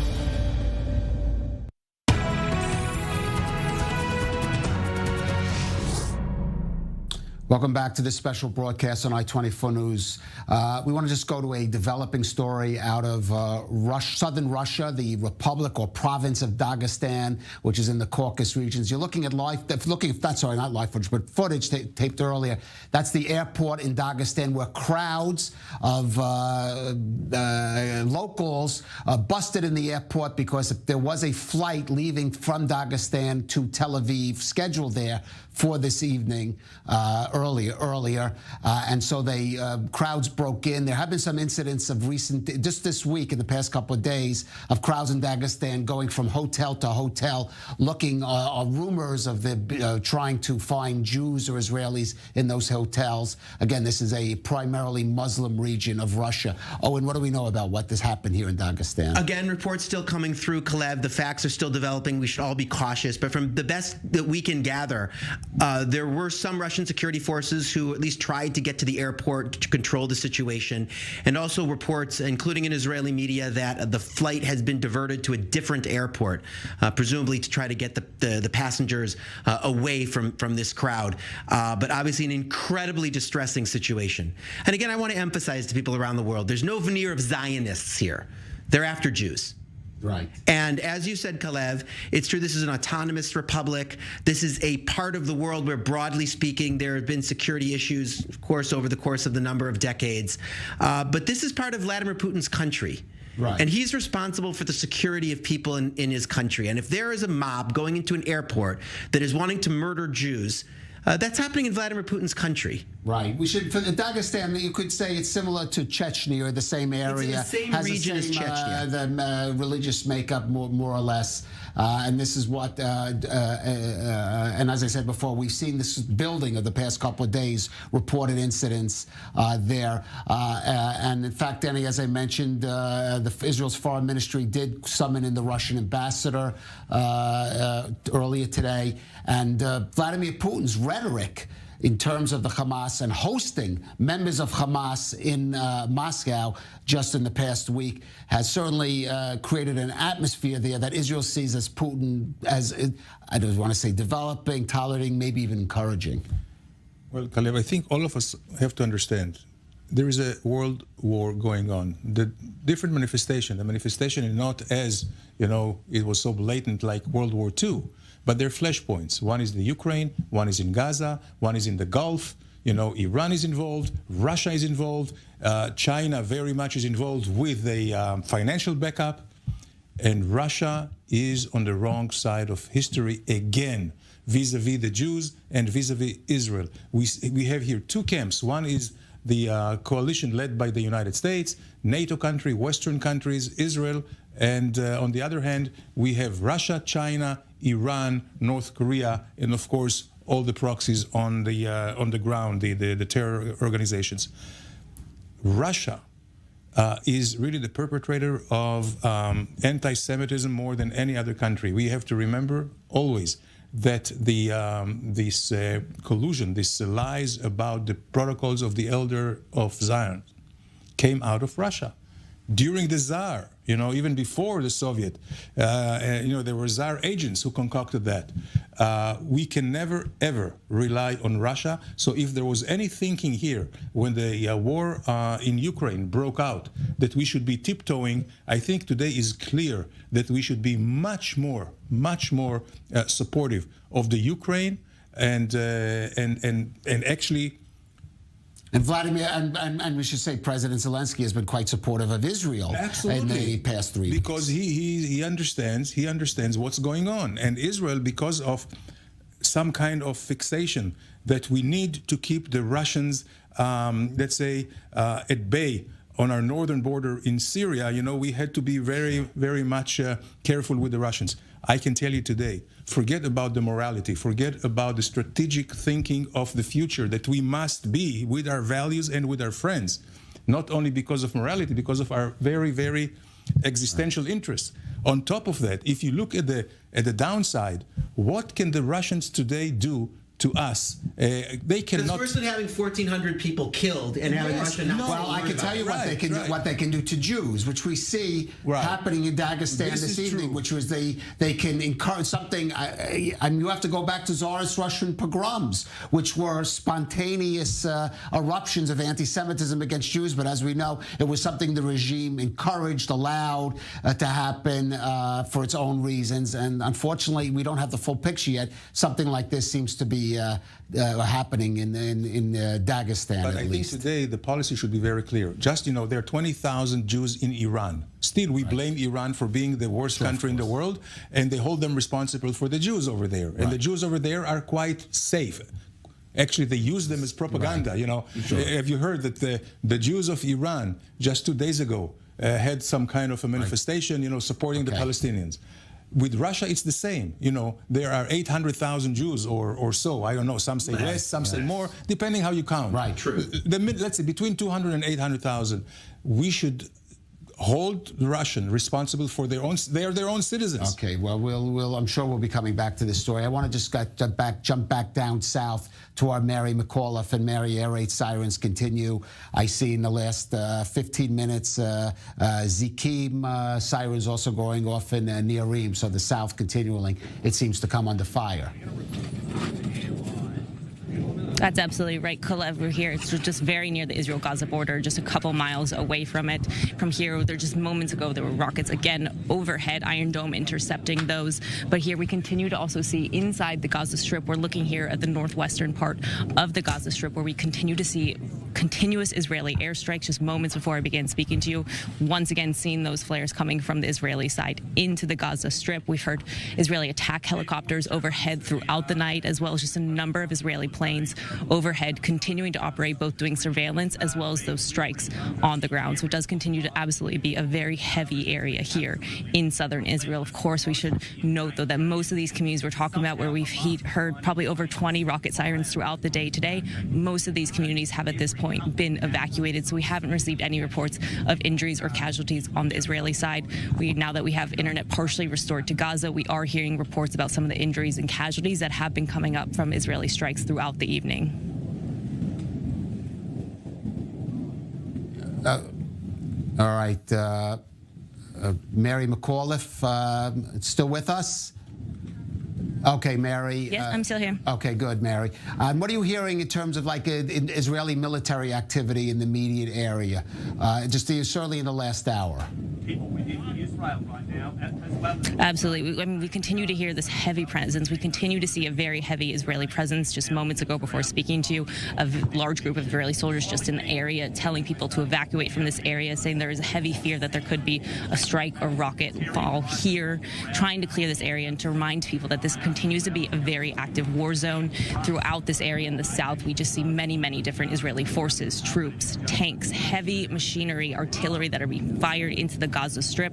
from where we were earlier in the day on the other side of the Gaza border inside Israel, but we could hear on the other side Israeli tanks operating in the near distance. We know also they were trying to have this incident with infiltrators or possible infiltrators. Israeli troops were responding using every method at their disposal to try and make sure that infiltration was put out. So we heard heavy machine gun fire, helicopters attacking from the sky, as well as airstrikes and light flares to try and illuminate the area to make sure that they can see exactly what's going on as forces continue to try and push further south into the Gaza Strip. All right, Melly McCall up there in Stiro, thank you for that.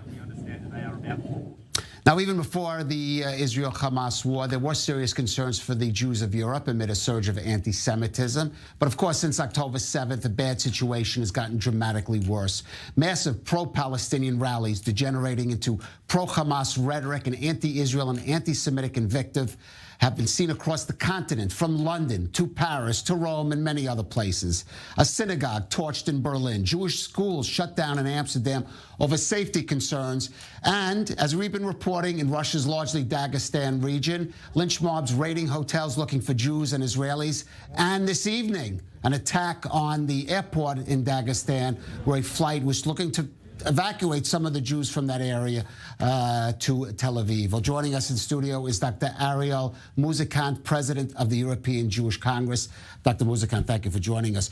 First of all, I have to tell you what's happening in Dagestan at this moment in the airport is, it sounds almost like a pogrom. Absolutely. And I'm afraid it's not going to be the end of the story. We are facing difficult times in Europe, but we are fighting back.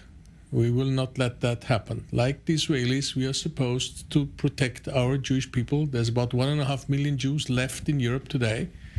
And one of the main scopes is to protect them and to call on the European governments to do the same. But the situation is serious, let's put it this way.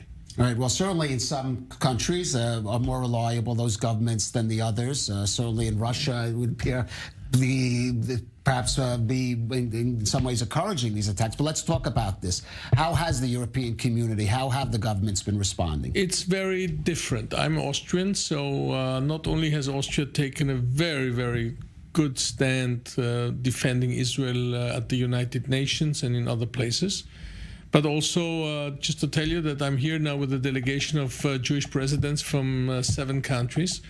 But I have also 3 members of Austrian Parliament here who came here to show solidarity with the state of Israel and its people.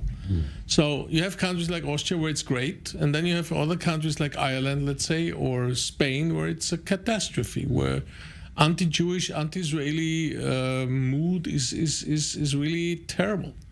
So you have a very big difference in the different communities, but you also have a very large Muslim community, for example, in France, Germany, and Sweden, so or the UK. And there, the manifestations on the streets are kill the Jews. Right, so how have the governments been responding to that in some elements of the Muslim community? We do see in some countries, for example, in France, taking a tougher line. How about in some of the other countries? It's been very, very tough from the governments, UK, France, Italy, Austria, Germany. But we will see where it goes. At the moment, the governments have taken a lot of precautions and a lot of steps to push this type of anti-Semitism down. But nevertheless, parents are thinking, should they send the kids to Jewish schools or should they stay at home? People are afraid. And what about Israel? What should Israel be perhaps looking to do or help or contribute or avoid doing in these circumstances? First of all, we are here to support Israel. Our mission here is solidarity with the state of Israel and its people. That's number one why we came here. We said now is the time to come, and now is to show the Israeli people that the European Jewry is standing 100% behind Israel in this war. That's number one. Number two, I think that Israel can call on all these countries in Europe to do their duties to protect their citizen. There shouldn't be a difference between a Jewish and a non-Jewish citizen to be protected and be able to have a normal life in Paris, Berlin, or Vienna. And if that's not happening, then Israel ambassadors and Israel foreign ministry has to call on their colleagues in Europe and tell them to do their job. And it's happening, and we cannot complain right now. Sure. Well, I just want to bring up the issue of the hostages being held in Gaza, because many of them are European citizens. Yeah, and we are going to see them. We're going to see the families tomorrow, and try to discuss with them what we can do. And it is strange that when so many European countries have voted for this resolution or abstained, where were they concerning their own hostages? Right. Just because they are Jewish, nobody seems to. They're calling for humanitarian passages. And why are they not calling that before anything else they should free the hostages, the civilian hostages at least, if not all? But again, you see how the double standards go in the world, and Europe is not better than any other place. 125 countries, I think, more or less, have voted for this Jordanian resolution. Right. And Hamas wasn't even mentioned. Right, or abstained. Or abstained, or playing their games. Including France. Including France. Who voted in favor of the resolution, did not abstain. So, look, again, we are together and alone. And that's why we have to come to Israel to express this position. We are together and alone. And if we don't help each other, nobody else will help us. Hopefully the Americans, but if you look at this vote, I think it's a catastrophe. All right. Well, certainly the events just that we've been discussing this evening show us that this war the battle extends beyond Israel's borders and extends globally to places like Europe. Even as we speak. Especially if you know that there's 20 million Muslims living today in Europe, most of them coming from North Africa, Turkey, or now refugees from Syria. So these are people who have been drinking the anti-Semitism with the mother milk. Right. I do want to stress we're not we're talking about a strain within that community or extremists within that community. Correct. But if you look at the figures where the anti-Semitism comes from the most right now in Europe, it's from these type of the population. As you said, because they've been fed this steady stream of incitement. Exactly. I don't say that all Muslims are anti-Semites. I'm saying that the percentage within the Muslim community is 2 or 3 or 4 times higher. What about the non-Muslim citizens of Europe? I would say it's not really going up. It is steady and it's bad, but it's not something which would make me be afraid. Don't forget, from the Muslim side, there's also the issue of violence. The anti-Semitism from the right and from the extreme left is, I wouldn't say all, but majority is non-violent. Right. The anti-Semitism from the other group can become violent. All right. Dr. Ariel Muzikant, President of the European Jewish Congress, thank you for joining us. My pleasure. I24 News. We're going to go now to the IDF spokesperson, Rear Admiral Daniel Hagari. The ground operation in Gaza continues. Yes. Ground forces have operated in Gaza and took down many terrorists. Among the dozens taken down, tactical commanders. Those are the ones commanding the forces on the ground. In addition to the ground operations, we're continuing with massive airstrikes to secure the ground forces and also to take down Hamas terror infrastructure and terror targets. We continue to expand the operation gradually according to the plans in order to achieve the goals. The ground operation is complicated and includes risks. We will do everything by air, sea, and ground in order to ensure the safety of our forces.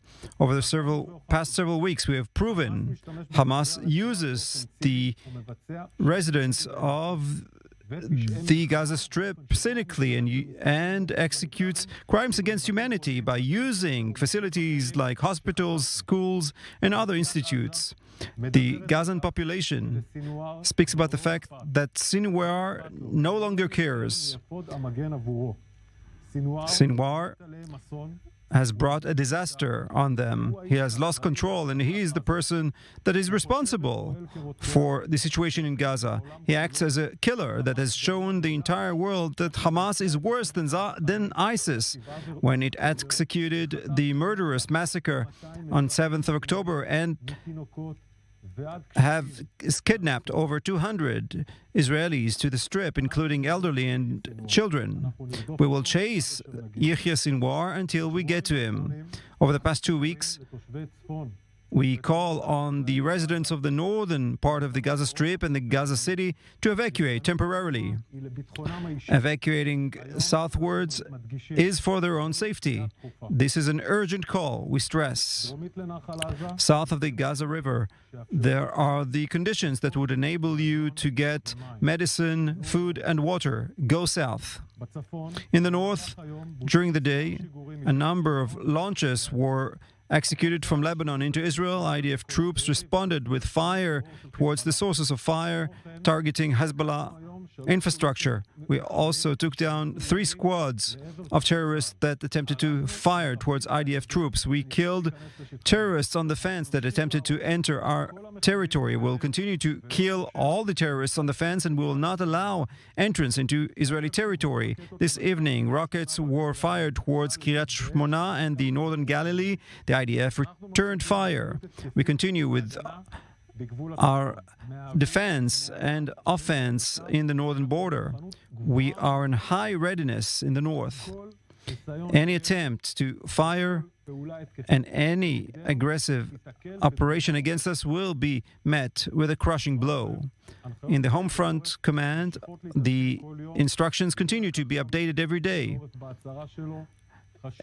It is important to listen to the recommendations. These save lives. The behavior of our civilians is perfect, and this is how we would enable to maintain routine.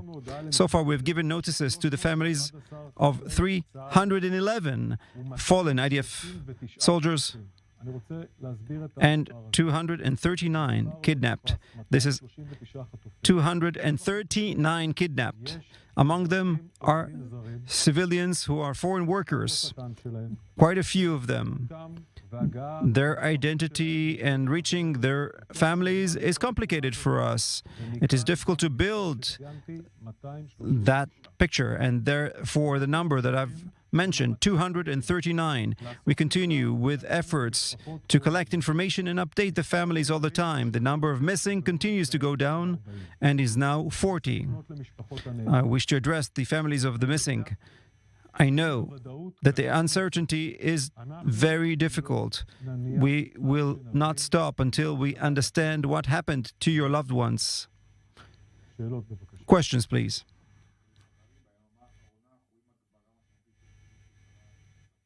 We see increased Hezbollah operations in the north.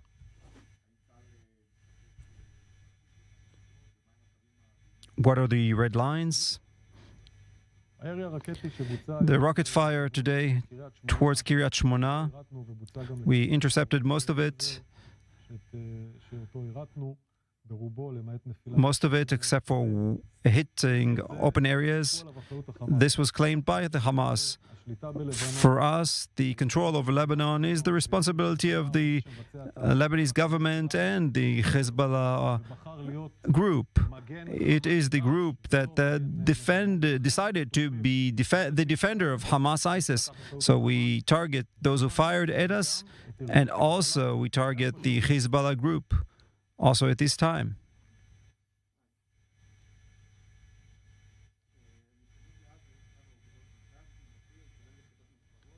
A question about the troops. We just heard IDF spokesperson Rear Admiral Daniel Hagari give his nightly briefing. There was some important new information he delivered. The number of confirmed hostages being held in Gaza is 239.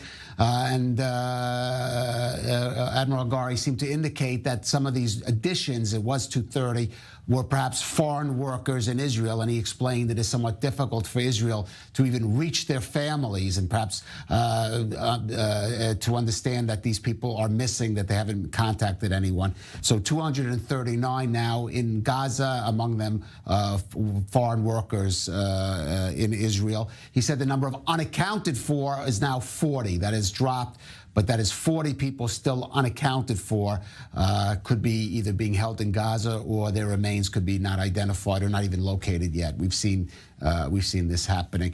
I do want to go back to this developing story out of Russia, the southern republic or region of Dagestan, a Muslim region which has seen some outbreak of anti-Semitic incidents in the past couple of days. A major one tonight, a crowd storming an airport because of a flight arriving there from Tel Aviv. Owen, what's the latest that we heard from here? Well, the latest is that the airport has been closed to traffic. The authorities are trying to get control over the situation. Reports in at least Russian Telegram groups that there's an investigation being opened. More to the point, the mob was able to get onto the runway, trying to get onto the plane which is parked there. The passengers have been told not to get off the plane for obvious reasons. With great caution amid all the fog, my sense reading between the lines is that the authorities seem to start to be getting control over this, but the incident isn't fully over. It seems the people will be okay, just barely, but Cleve, it's not over. It's not over, and certainly this is really disturbing. A pogrom is the only word that could be describing what went on there in Russia. And Danny, we're coming to the end of this hour of the broadcast. We just heard Admiral Hagari again. The number of hostages, confirmed hostages, going up. Among them, foreign workers, presumably from Asian nations, as well as there are many here. And this issue of the hostages is now going to, again, just increasingly weigh over both the government and the IDF as it conducts these, as you said before, sort of cautious, steady moves into Gaza. Yes, and further complication is that we do not know how many of them are in the hands of Islamic Jihad. Right. I mean, we know that some of them were taken hostage by the jihadists and also by some families, Hamulot, some private Gazans. You can imagine them extorting Hamas. Say, we're not giving you our hostage, pay us $3 million. Criminal gangs. There are criminal gangs that operate within Gaza as almost kind of subdivisions or subunits within the Gaza Strip. So this goes again to show that the military, and by the way, to give a fair analysis with the military, they waited, and the Israeli government, they waited until Friday, 2 days ago, before they started the ground operation, in the attempt to really understand whether there are any chances of negotiations with Hamas. And they realized there were not. Hence, we have to continue with that. And hopefully, as we mentioned, that Hamas, out of its old very cool and calculated interest, will not dare hurting this civilian hostages because of the ramification in the worldwide community. And this is a crime against humanity. Right, a war crime. A war crime. Which is, of course, part of the problem with even thinking about a deal at this time, since we're even talking about, as you mentioned, hostage, and all-for-all deal would even include some of the people that committed these crimes against humanity, these war crimes, on October 7th itself. So a huge dilemma for the government and a challenge for the IDF and a challenge and burden for Israeli society, which is going to be tested this is being tested now, but maybe even more so in the coming days. Ambassador Danny Ayalon, thank you for joining us. Owen Alterman, I'm going to ask you to stay with us. We are going to move to the second hour of the broadcast. We will go out for a brief break of about 3 minutes. Back at the top of the hour with more of our special coverage on I24 News of Israel's war against Hamas. Stay with us.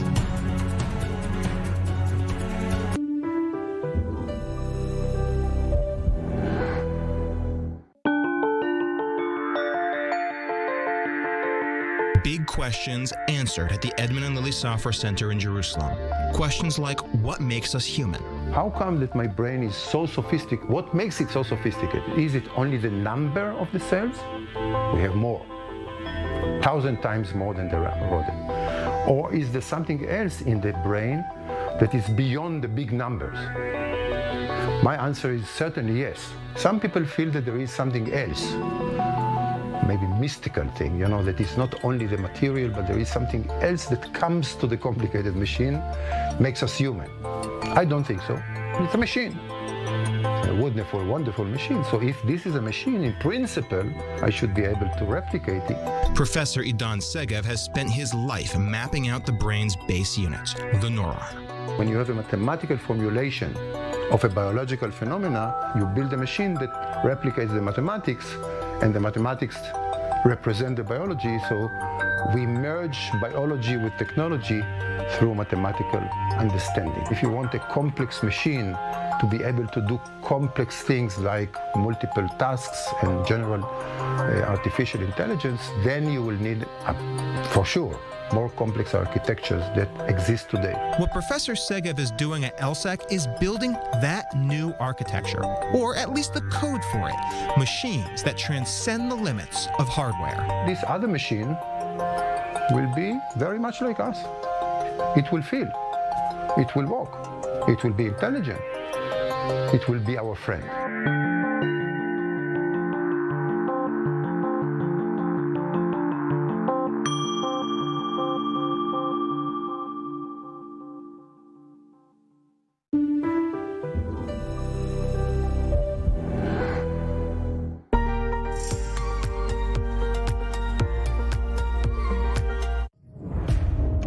Over 1,300 people murdered and more than 3,000 injured, and the war with Hamas continues.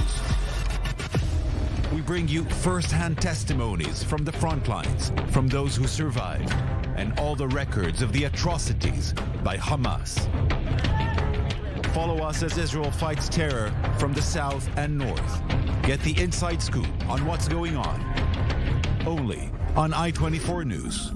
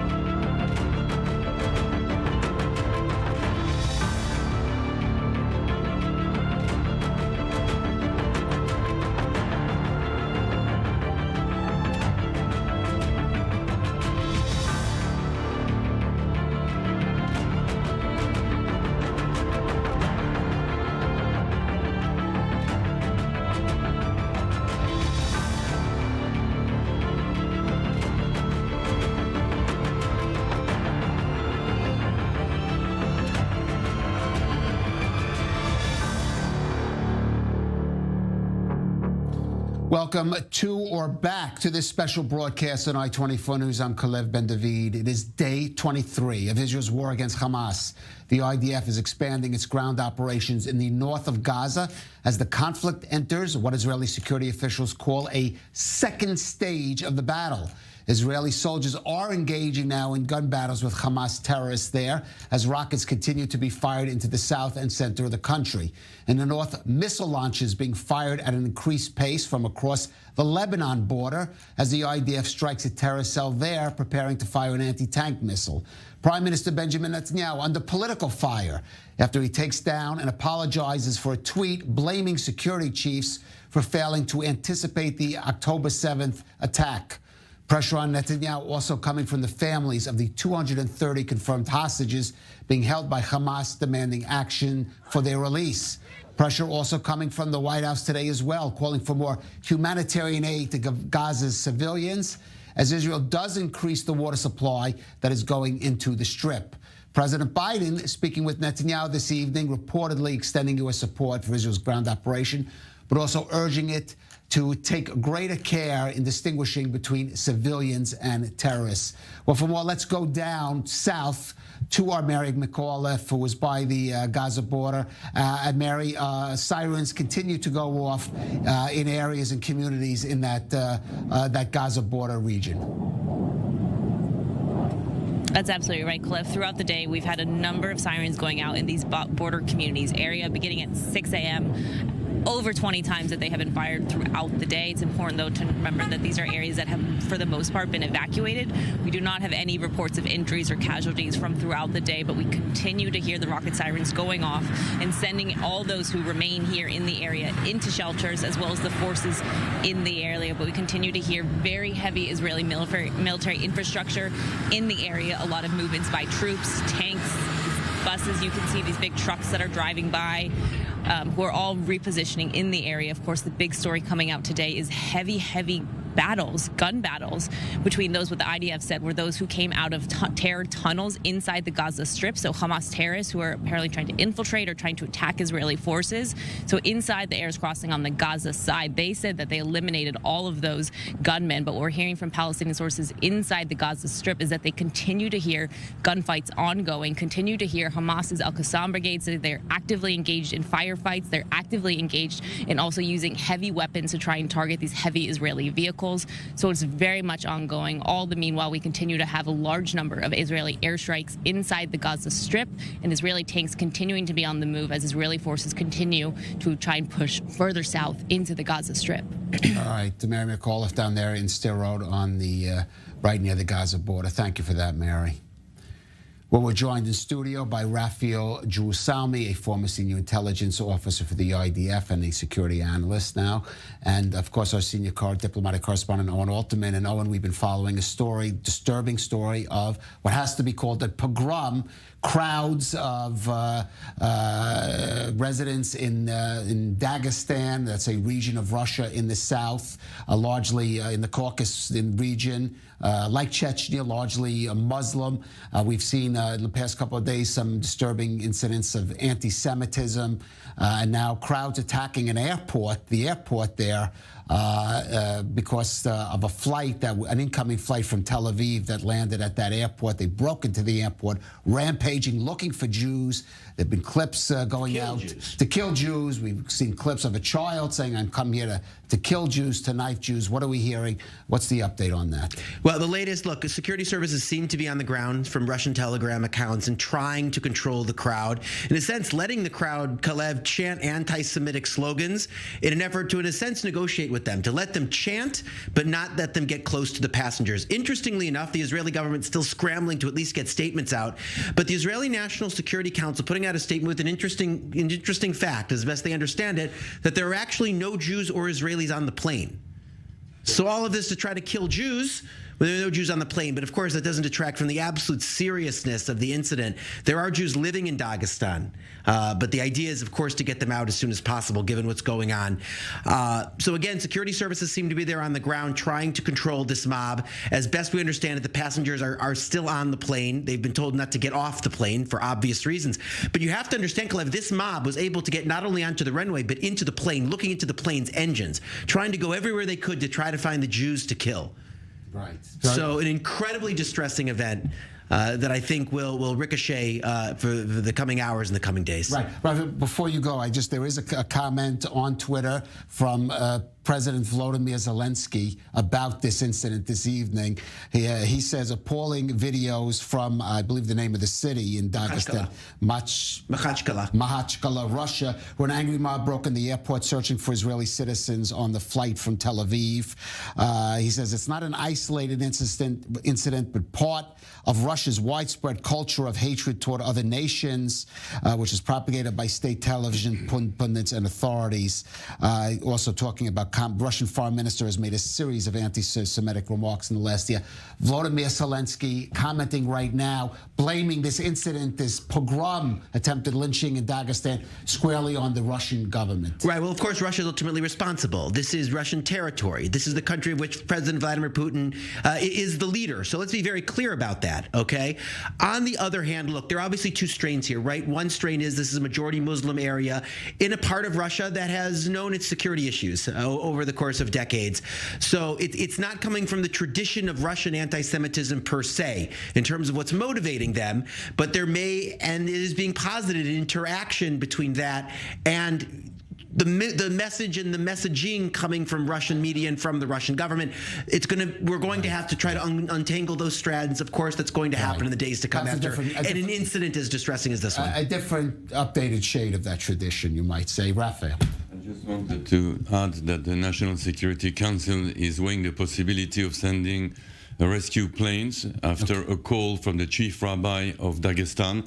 There are 400 Jewish families living there. They are now, of course, threatened. I think the Russian government will help us coordinate this action if it takes place, meaning planes evacuating to Israel. Yes, Raphael. yes. Okay. Repatriating or evacuating from Dagestan, maybe in some other part of Russia. But that's what I'm asking. To be coordinated with the Russians. Would this be an evacuation to Israel, or would be an evacuation to another part of Russia? This will have to see with the Russian authorities what they agree to do and what planes are going to be used, the Israeli planes or Russian planes. But there is this call from the chief rabbi of Dagestan, and he's just warning that 400 families are in absolute immediate danger of being attacked by these crowds. And the Jewish community there goes back centuries, right? Connected with the mountain Jews that we know of, or Kavkazim as they're known in Israel, from across the border in Azerbaijan. A lot of Jewish communities lived for centuries in many places, and then all of a sudden... Of course, of course. All right, well, we'll have to follow this developing story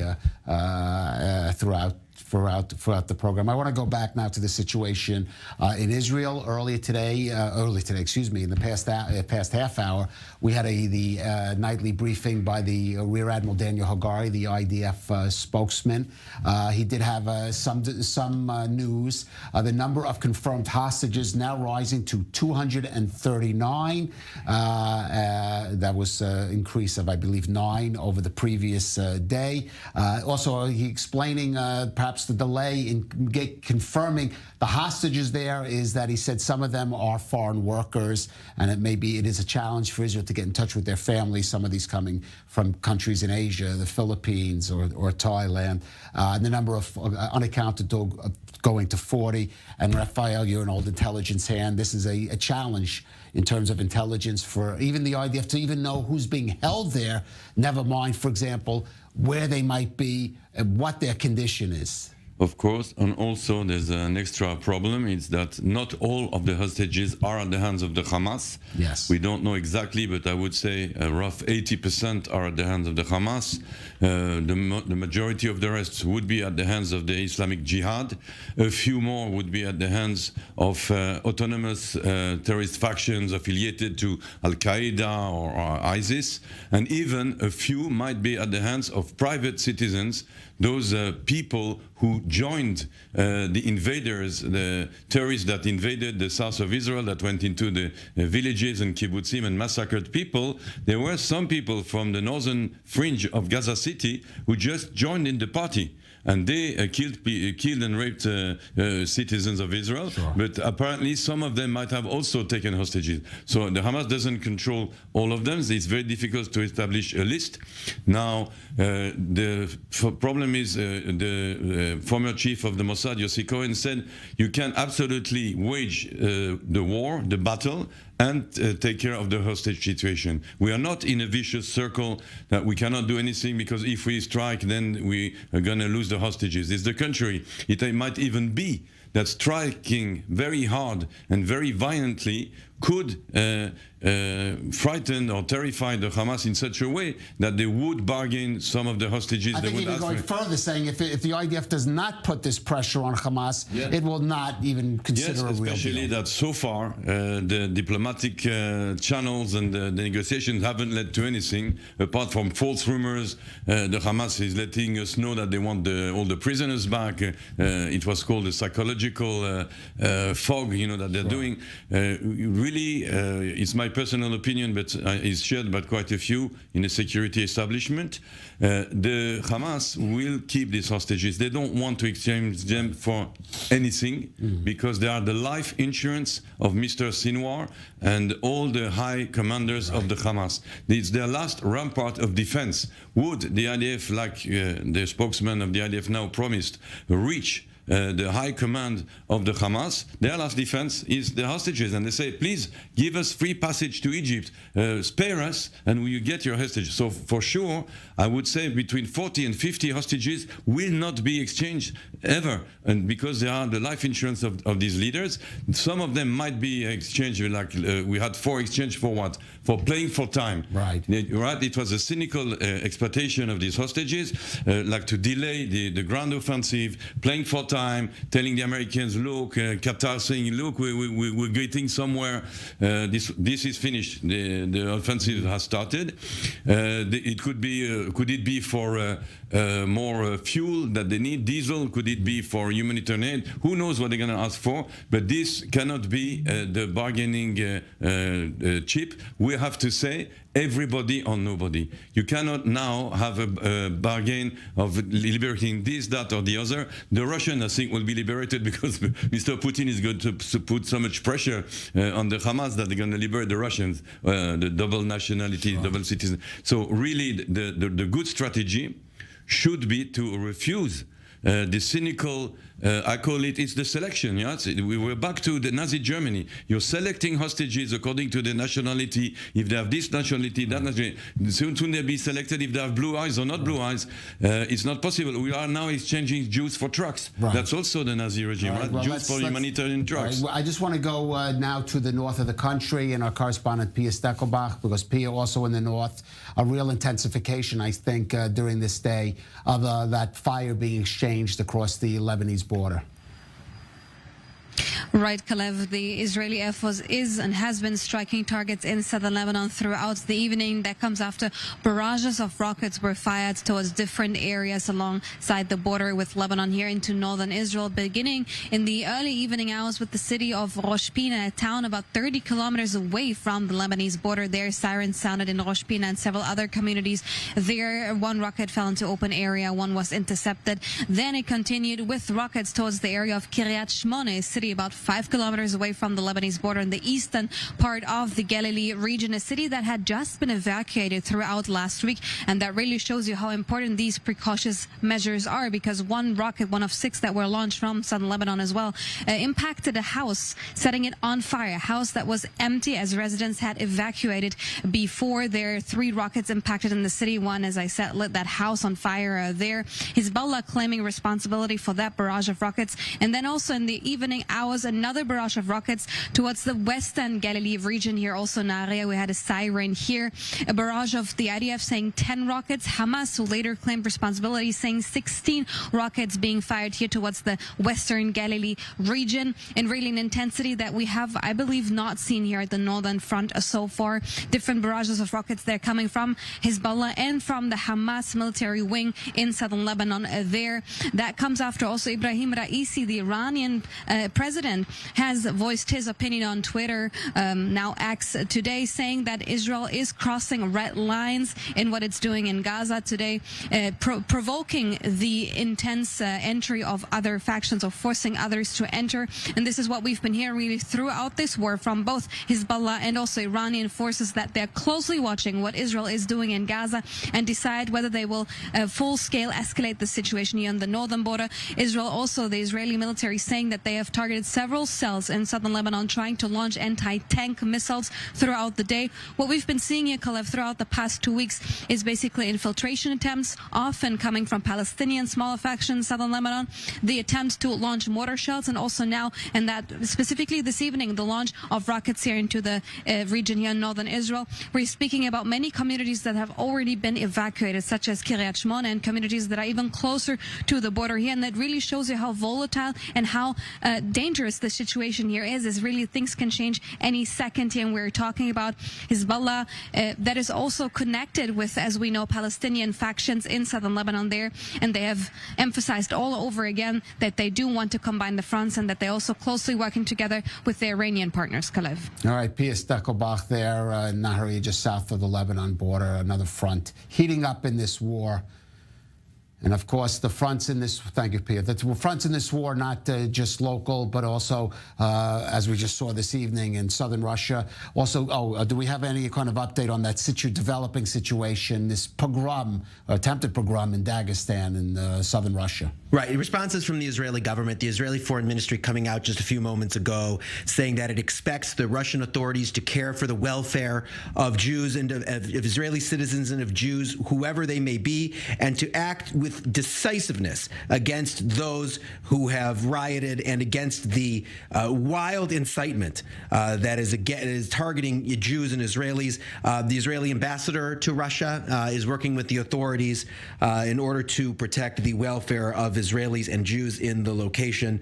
I'll see what else I can get over the next few minutes as well. Of course, we'll follow this. And of course, as I said before, Ukrainian President Volodymyr Zelensky just a short time ago blaming the Russian government, saying it's basically inciting its population with some of the rhetoric. It's yes. Yeah, just clashes, getting some reports out of Russian Telegram, clashes between police and rioters at the airport. So the situation seems to not be entirely under control. Although, again, if the passengers are still on the airplane, it seems awfully hard for that mob to actually get on the plane. So it would seem that at least in the first instance, the passengers will be protected. Of course, little solace to the 400 Jewish families living in Dagestan. Right, and also we don't know what happened at the airport itself, so let's wait and see until we get some more facts of what actually happened there. But as I said, blame being put certainly by the Ukrainian president against the Russian government for what it said it's insightful rhetoric, especially against Israel during this period. It's not just Russia, though. Israel withdrew its diplomatic mission from Turkey yesterday amid the vicious verbal attacks made by President Recep Tayyip Erdogan against Israel since the October 7th attack, including these remarks that he made yesterday at a massive pro-Palestinian, anti-Israel rally in Istanbul. Just as Netanyahu is a terrorist, the opposition says Hamas is a terrorist organization as well. Shame on you. Israel, we will declare you as a war criminal to the world. Right now, we're making preparations for this. Hey, Israel, how did you come here? How did you enter here? You are an occupier. You are an organization. The Turkish people know this. Raphael, what a difference a few weeks make, because Israel was on the path of reconciliation with Turkey. President Erdogan completely changing, the tone that he had for most of the past decade, or even longer, to a dozen years, towards Israel. And now a reversion back, and even more so, I would say, which is on several levels concerning. Well, if you had any doubt who is Mr. Erdogan, a terrible dictator and a very violent person. He has his temper, he can wake up one morning and be nice and be friendly to Israel, and the next morning against Israel. I think one of the things that is happening now on the international scene is that a lot of people are showing their true face. That includes the King of Jordan, by the way. And the Queen of Jordan. And the Queen of Jordan. And we're seeing the true face of certain leaders and what they really think. Thank God we're seeing the true face of some other leaders like Joe Biden and Mr. Sunak in England, because, the beast has shown its horrible, ugly face. So we've seen it. It's been horrible. But now the face that is showing itself is showing the people of goodwill, the people who are going to win against the beast. So Erdogan, we're not surprised. We're used to this dialectic. And plus, he's played host to Hamas leaders over the years, and has been closely aligned. He's playing a double game. He's doing whatever he pleases. He speaks with the Russians, and then he speaks with the Americans. He speaks with the European Union, and to each one he addresses a different speech. So that's a strategy with him.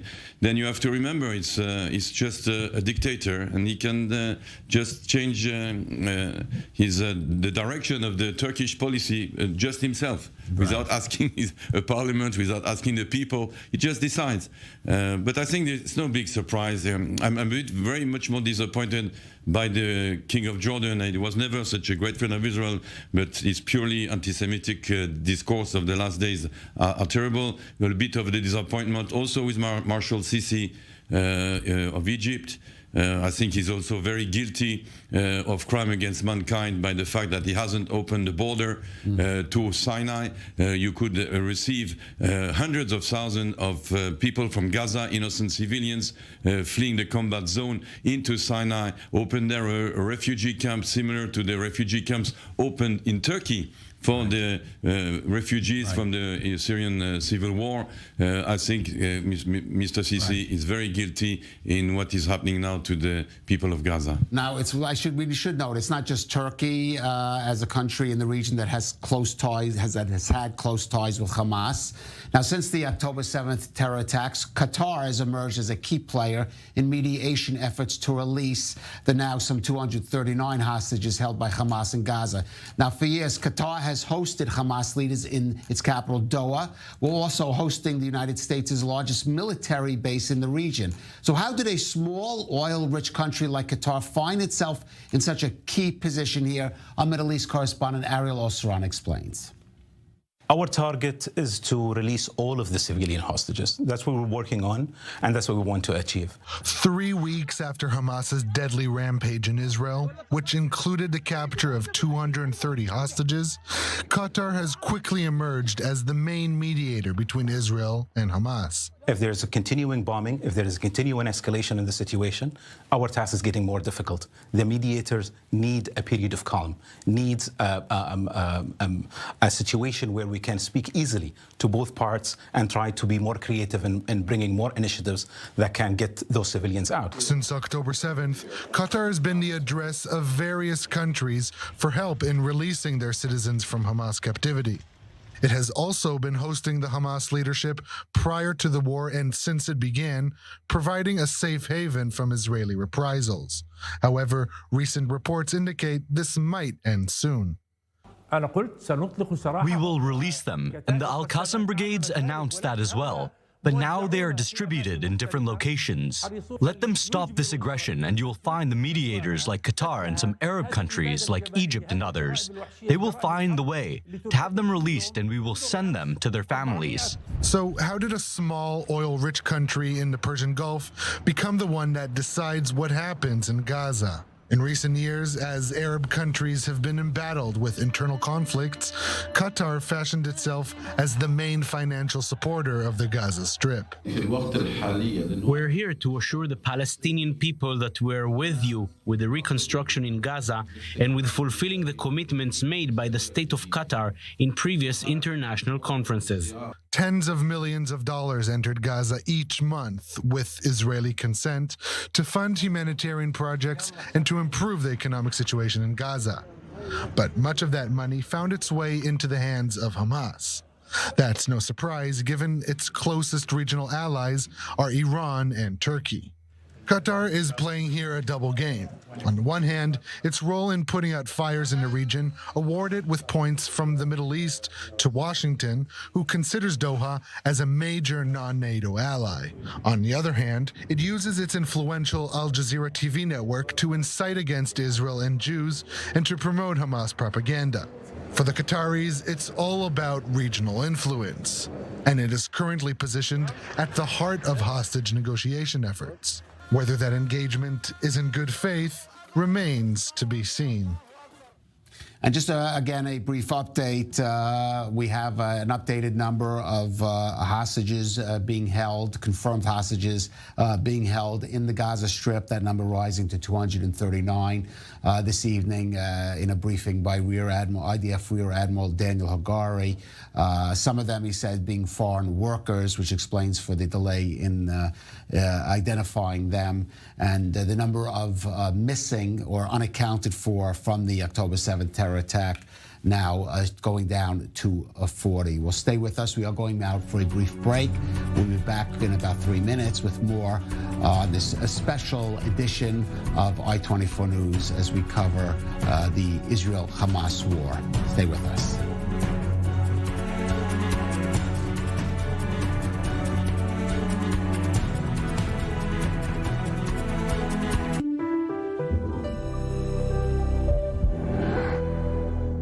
Made for Me, a unique concept in Israel.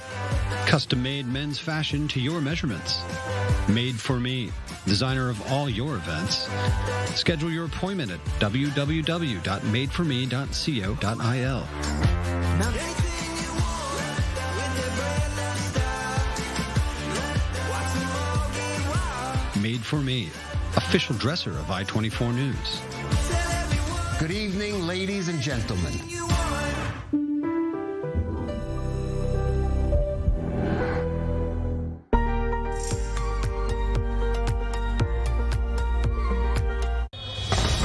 Israel is officially in a state of war. This is a very active scene, and we need to get in the car as we're talking. More than 100 soldiers and civilians have been kidnapped. Help us, we don't know what to do. We just don't know anything. Entire families, including babies and children and elderly, were butchered in their beds. Awaken the giant, and we are ready and we are strong. Everyone is showing up. This is the unity.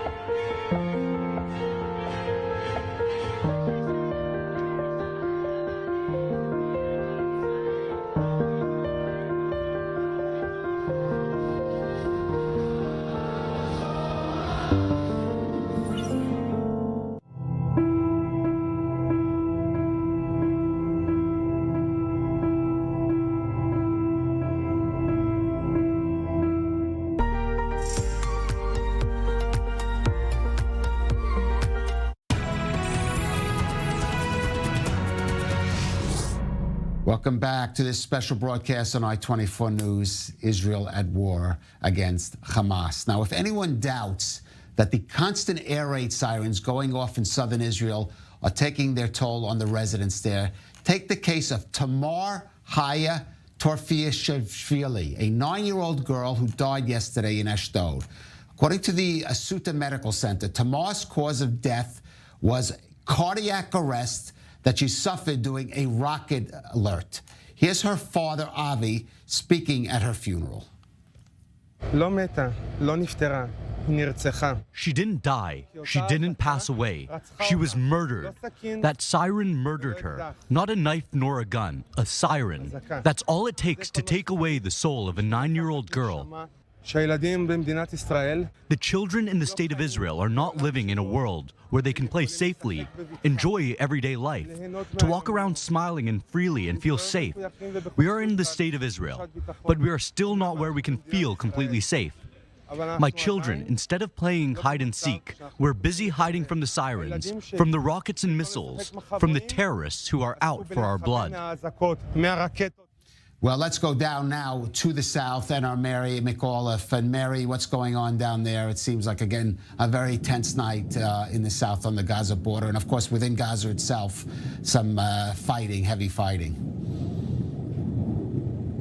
That's right, Kalev. A heavy night as well as a heavy day. We continue to see heavy clashes between Israel and Hamas inside the Gaza Strip, as well as Hamas also trying to send rockets into Israeli territories. Most of the areas that they're aiming at or have been aimed at in the south here today have been evacuated, but we do see very heavy Israeli airstrikes inside the Gaza Strip, as well as Palestinian media reporting that there's still ongoing gunfights between this battle that allegedly happened hours ago between Israel and Hamas members who had tried to come out of a tunnel inside the Gaza Strip near Erez Crossing, and Israeli forces responded with heavy gunfire. The Hamas said it responded back and that they're still engaged in active clashes.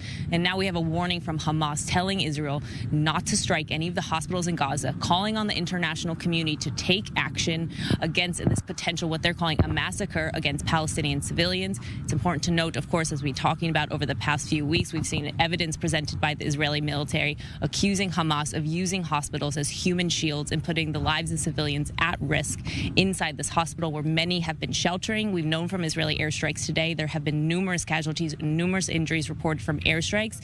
Many of them have been going to both the Jerusalem hospital, the Al-Quds hospital in Gaza, which has received evacuation orders, as well as the El-Shifa hospital, which is the hospital that we received these evidence from Israeli military earlier in the week, saying that underground this hospital there is that massive Hamas complex. So we continuing to hear warnings, calling from international community to take every aid to try and safeguard civilian lives. The Israeli military continues to issue warnings, continues to drop pamphlets on areas in the northern Gaza Strip, telling everybody to evacuate further south. But we are also seeing and hearing airstrikes further south inside the Gaza Strip and in parts of central Gaza Strip. Right. We also have heard, and we did play last week, a recording of a resident of Gaza saying that Hamas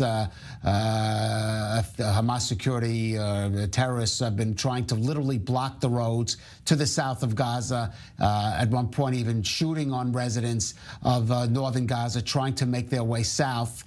So Hamas obviously seeing a benefit in having some kind of civilian population there in the north in Gaza City to continue to act as human shields. Absolutely. This is what we've heard coming out inside the Gaza Strip. At this point, we don't know how many civilians are actively trying to be out on foot and trying to go further south. At this point, the past few nights have seen really relentless Israeli airstrikes. And I think really the message that's coming from the Israeli military is that if you haven't evacuated by now, you absolutely need to, or it could even be too late. We also see Israeli airstrikes also hitting a road that went from the central area from northern Gaza Strip into southern Gaza Strip. So one, also trying to prevent perhaps members of Hamas who are staying in the southern part from accessing areas of the north or bringing military infrastructure or equipment. We continue to see, and all eyes really are on this area to continue to unfold. We are beginning to see reports coming out about what's been happening inside the Gaza Strip in recent days after that total communication blockout, but it's still only coming really in trickles coming out. It has not been fully restored. All right, Mary McAuliffe there in Stero. Thank you for that. Oh, and any updates coming on the situation there in Dagestan, that region of southern Russia, Muslim region, where there was an attack, an attempted pogrom or lynching of Jews and Israelis at the airport where a flight from Tel Aviv was landing this evening. Right. Security source telling Hebrew media, Kalev, that there is a small number of Israelis and Jews at the airport, contrary to a report we had earlier. In the plane or in the airport? I believe at the airport, from my best understanding. They are under protection, so they are being guarded, and the attempt is being made, according to these reports, to have the plane take off for Moscow. So stepping back, it seems, I say this very, very cautiously, because again, the facts are still coming out. It seems the people are safe, but the incident is not over. All right, I want to go some of the reporting from Mary McAuliffe down in Sderot. Raphael, it does seem as if the army is picking up its what it's called its second stage or phase 2, the ground operation, but not at all the way we anticipated it. Not a big quick push into the heart of certainly say northern Gaza or Gaza City, but a very gradualist approach, a deliberate step-by-step approach each day.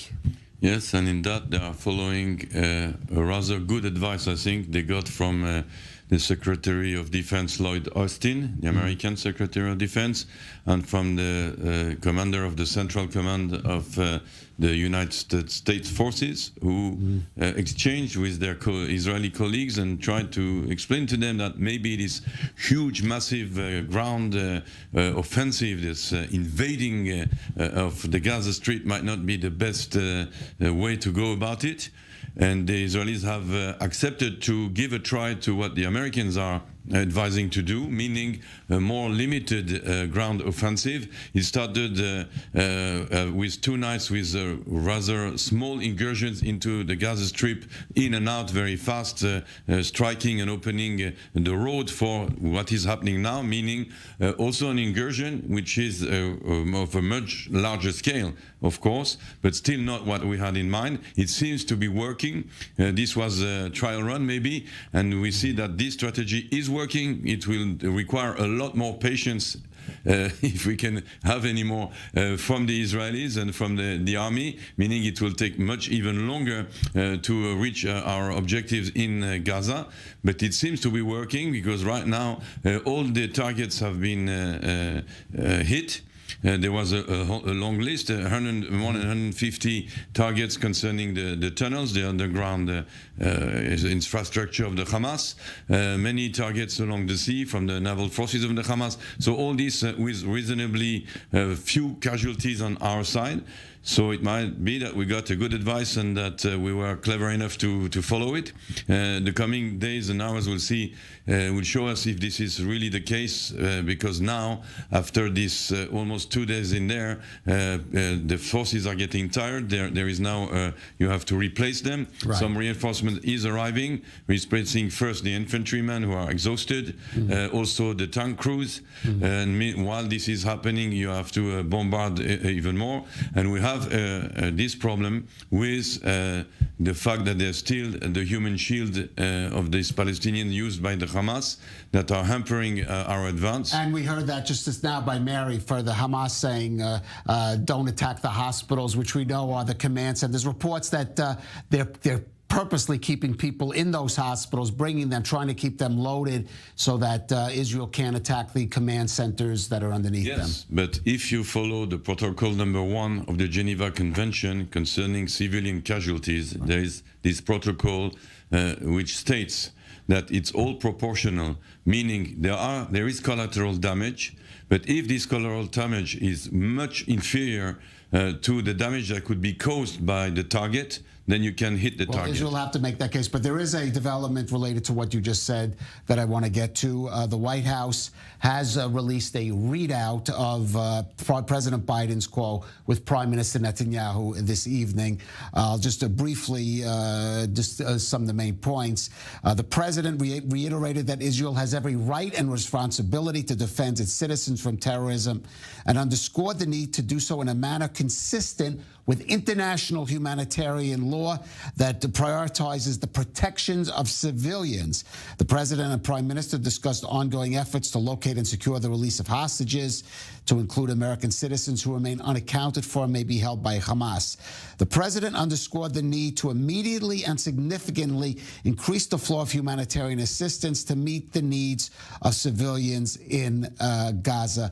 And as we mentioned earlier, today actually increased this flow of water into Gaza, opening up the second 3 pipes that bring water into 2 of the 3 pipes that now normally bring water into Gaza have been open. But again, the U.S. administration pressing Israel quite heavily, it seems now, on the issue of both aid and civilian casualties as well. Right. Well, again, those two adverbs, right, on the aid, immediately and significantly, right? Those are pretty strong adverbs. Apparently, the administration not all that happy with the pace of aid going into southern Gaza. Again, it's a broken record, but I'm going to remind viewers again, because I've been saying it for weeks, the Israeli policy to deny food, water, essential medicines, and even essential fuel for things like hospitals, not a realistic policy to be sustainable. Putting aside fuel, they are allowing those aid trucks to come in, but there is pressure to increase them. Right. Well, at the beginning, the trucks weren't being allowed in, and I had said exactly, and I had said at that point that this was not a realistic policy.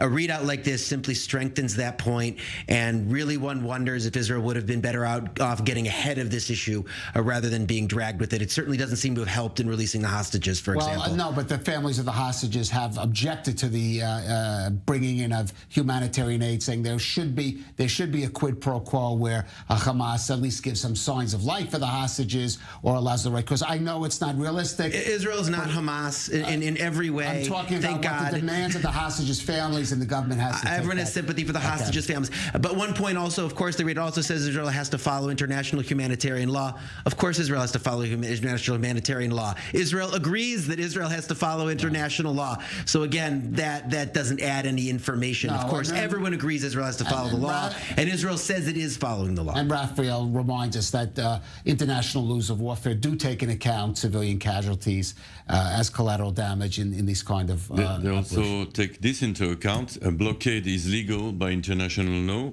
and Protocol 1 of the Geneva Convention forbids cutting water to civilian populations. This is written in the Geneva Convention. That's why the Israelis are now providing, but I will remind the viewers that 90% of the water is under Hamas control. Right, we only provide 10%. Again, it's not only the issue of law, though it is the issue of law and legal situation. I suspect is more complicated. It's also the issue of just reality and geopolitics and foreign policy. All right, so I want to move from President Biden to his main competitor currently, certainly, and most likely in November for the presidency next year.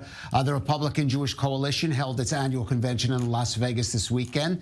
Now, after former Vice President Mike Pence announced his withdrawal from the race to be the Republican presidential nominee in 2024 and also declared his strong support for Israel, it was time for Pence's former boss, Donald Trump, to take the stage yesterday. Here's a bit of what the former president, and as I said, leading contender by far for the GOP nomination, had to say on the subject of Israel. We will fully support the Israelis in their mission to ensure that Hamas is decimated and these atrocities will be avenged. They will be avenged. In many ways, they'll be avenged. I think even beyond what you're thinking about. Joe Biden's weakness caused the attack on Israel. Pure weakness and incompetence. Everywhere he goes, Biden's weakness provokes war and death because, as history shows, evil only respects one thing: unyielding strength. For 4 straight years, I kept America safe, I kept Israel safe, and I kept the world safe. The world was a safer place, a much safer place. Today, the world is blowing up all around, no matter where you look. If I were president, the attack on Israel would never, ever have happened. I think you believe that, right? I think you believe that. Oh, and President Trump former President Trump, or some of the supporters. More than a year until election day. Do you believe this? More than a year? More than a year to the election, but making sure this time he had been criticized for his initial speech a couple of weeks ago on the events of October 7th, critical of Benjamin Netanyahu, kind of on a personal attack. This time, speaking to that Republican Jewish coalition, and even though Republican Jews are not a big part of the Republican electorate, comparatively, there's some very heavy donors involved there, and making very careful to be sure not to make to unequivocal support for Israel, no mention of Netanyahu. Right, and of course, Israel is an important issue to Republican voters, Kalev, beyond those in that room, right? It's important to evangelicals, it's important to other Republican voters. Right. Of course, we see that in polls as well. Look, Donald Trump's running an election campaign. He's looking past the primaries, probably with good reason, to be running against Joe Biden. And so, look, within reason, it makes sense to try to take aim at Joe Joe Biden's foreign policy. That's what election campaigns are about. That said, I don't think there are too many Israelis who will actually support the claims that Donald Trump made, right? It's a tough claim to prove, right, that but for Joe Biden being president, the October 7th massacres, the Simchat Torah massacres would not have happened. Of all of the theories and explanations of what went wrong here in Israel, that's simply not part of the discussion, right? There's no sense that if Donald Trump were president, then there would have been a different result. Or if Joe Biden had a different kind of foreign policy, there would have been a different result. It's much, much more focused on what's happening here, on dynamics within Israeli society, within Israel's intelligence apparatus and military.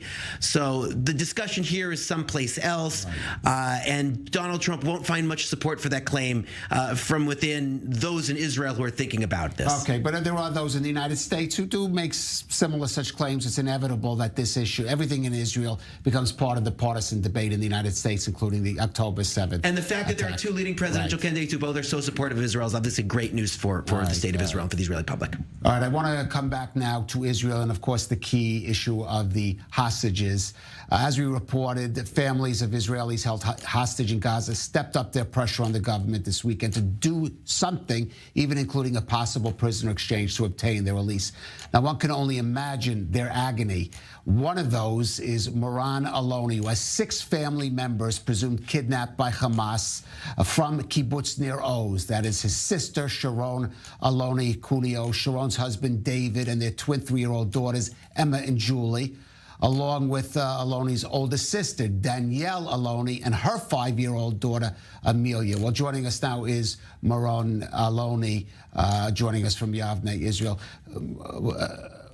Moran, I can't even imagine what you're going through. Tell us about just the morning of October 7th, how it unfolded for you, what you knew was happening for your family.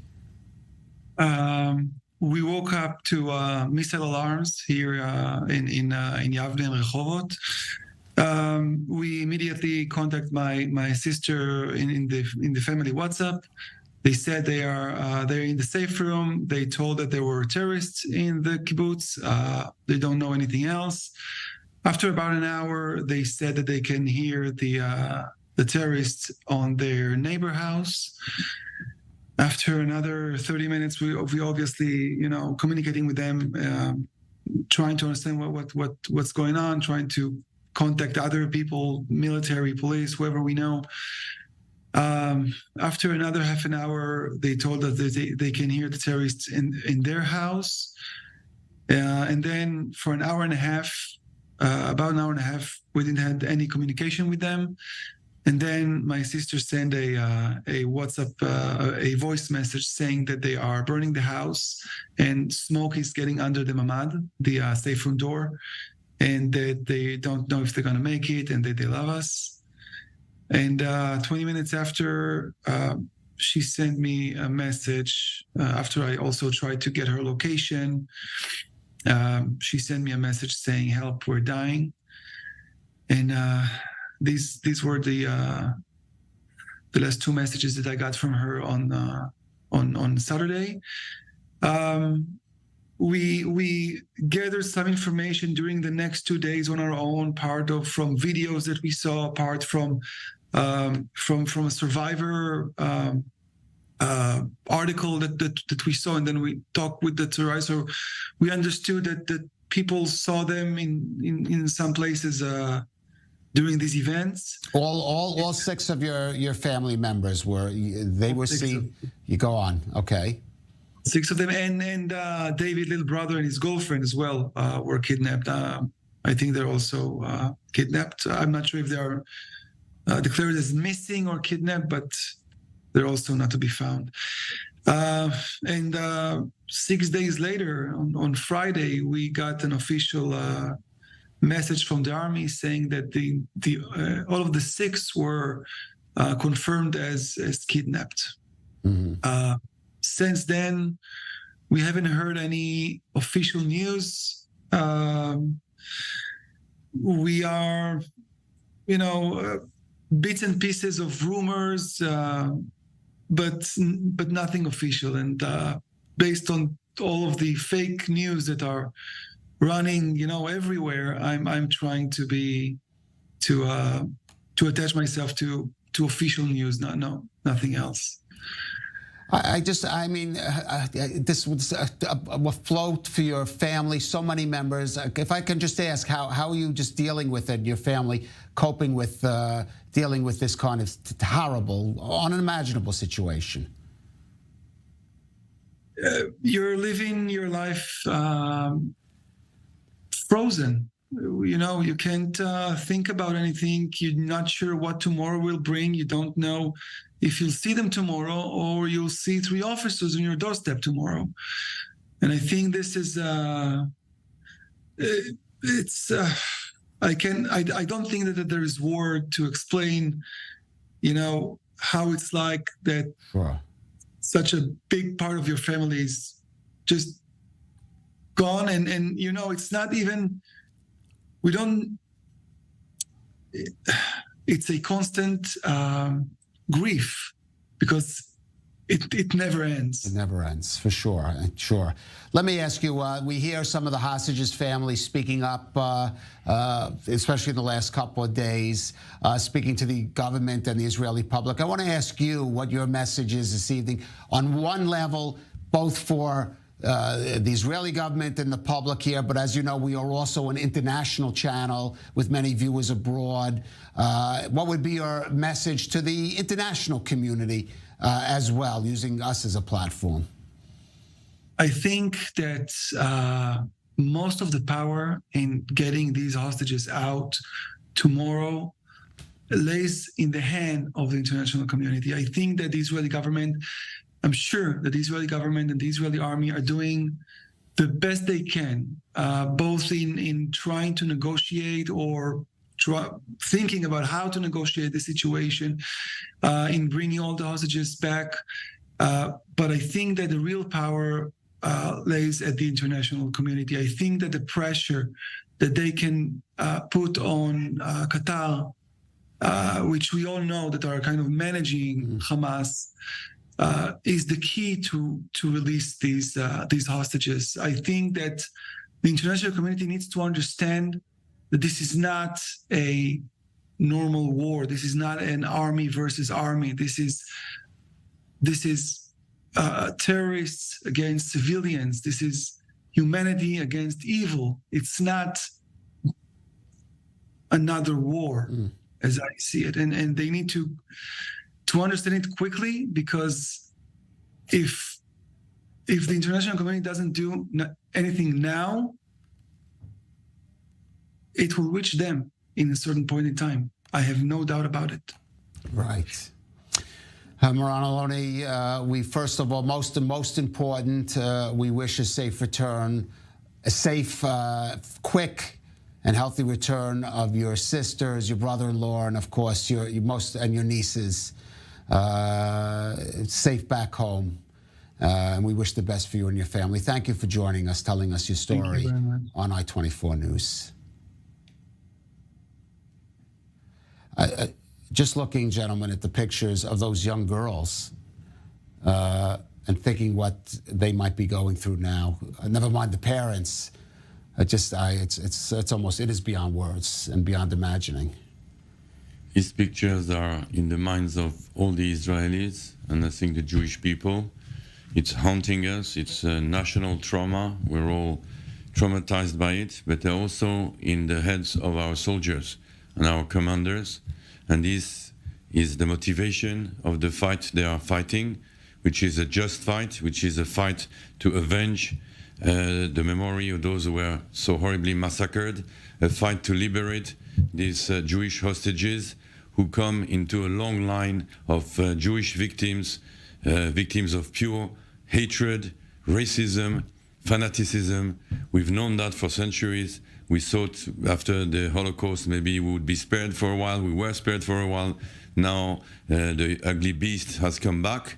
But thank God we have a country, we have an army, and the ugly beast shall be killed, destroyed, and we shall prevail. Amen. Amen. And our hearts with the hostages and also with the situation in Dagestan. The latest from there, The Grand Mufti of Dagestan calling for calm, the head of the government there calling for calm, understanding, expressing empathy for what people are feeling about the war and about the situation in Gaza, but at the same time saying that they're not to take the law into their own hands. And there is some evidence of police detaining some of the rioters in the airport. So at least that story seems to be headed toward a relatively good conclusion. But not all stories are there. And the story of the hostages and the families and all that this country has suffered over the course of the last 3 weeks, of course, remains sadly unresolved. I'll just note that earlier in the program, and I knew maybe too, Rafael members talked about this war as in a sense a kind of world war, not a world war in the sense of global powers fighting each other, but that repercussions it's having are extending across the globe. We see it in Europe with the rise in anti-Semitism there. We see it in the United States with some of the consequences also for the Jewish communities there. And we see it this evening in Russia, in Dagestan, violence, pogrom in part of Russia, harking back almost to Tsarist times, I would say, something we didn't even see under the Soviet regime, which of course had its own persecution of the Jews. Clearly there's a reckoning that's going to have to be made here. Yes, with maybe a slight difference is that the Jews are targeted right now, but later on the agenda of the jihadist people is to target anybody non-Muslim from the free world. We just heard it from our guest, the father of those, the brother and uncle of those hostages, that the international community has to understand it is Israel and the Jews today, but tomorrow it will be them as well. Gentlemen, Rafael Drusamio and Ultimate, thank you for joining us on this special broadcast on I24 News, and stay with us for our continuing coverage of Israel's war against Hamas.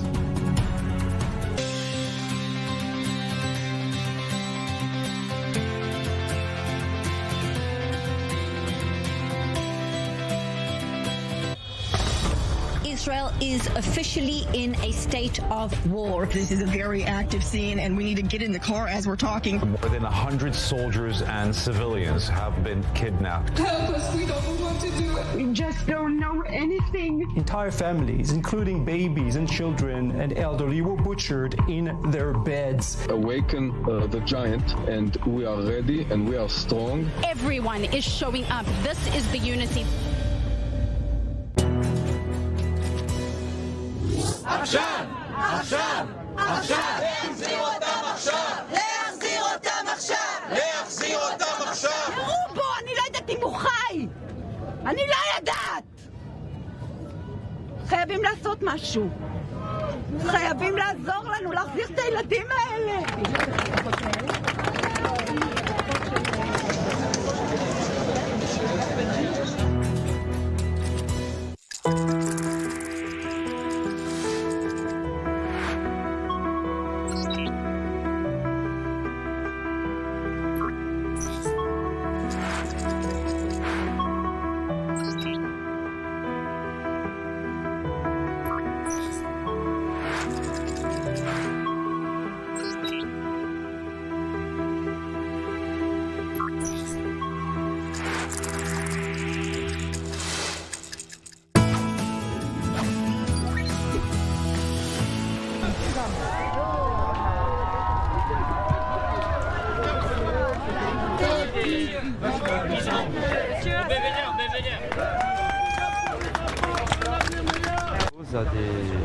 À des contraventions, on s'expose à des poursuites.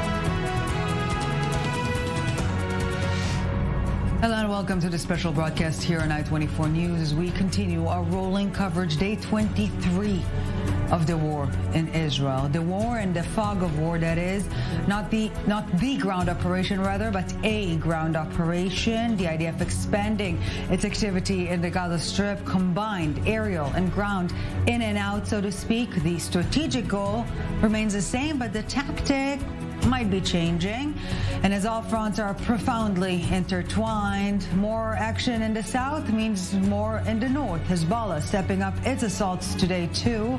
President Joe Biden, the American president that is, speaking with Israeli Prime Minister Benjamin Netanyahu this evening once again as more humanitarian aid is entering the Strip, but no word on humanitarian assistance to the at least 239 Israeli hostages being held by Hamas terrorists. No word on their condition, no word on their whereabouts, no word on their release. And as this war far exceeds its physical borders, right, in Russia, as we speak, Muslim mob has been breaking into the Dagestan capital airport looking for Jews and Israelis, storming every corridor armed with burning hatred to kill, chanting Allah Akbar, determined to lynch Jews without security control there. Nearly 85 years since Kristallnacht, Jews are being hunted again, yet again, never again. Attempted pogroms, no other way to describe it.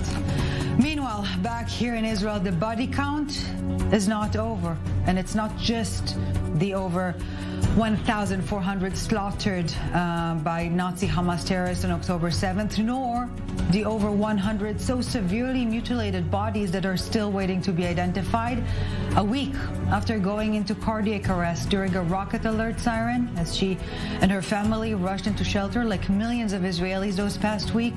Tamar Chaya Turpiashvili, aged 9, has died. And if there is any need to clarify, there it is. Tamar did not pass away. She was 2, killed, murdered by Hamas.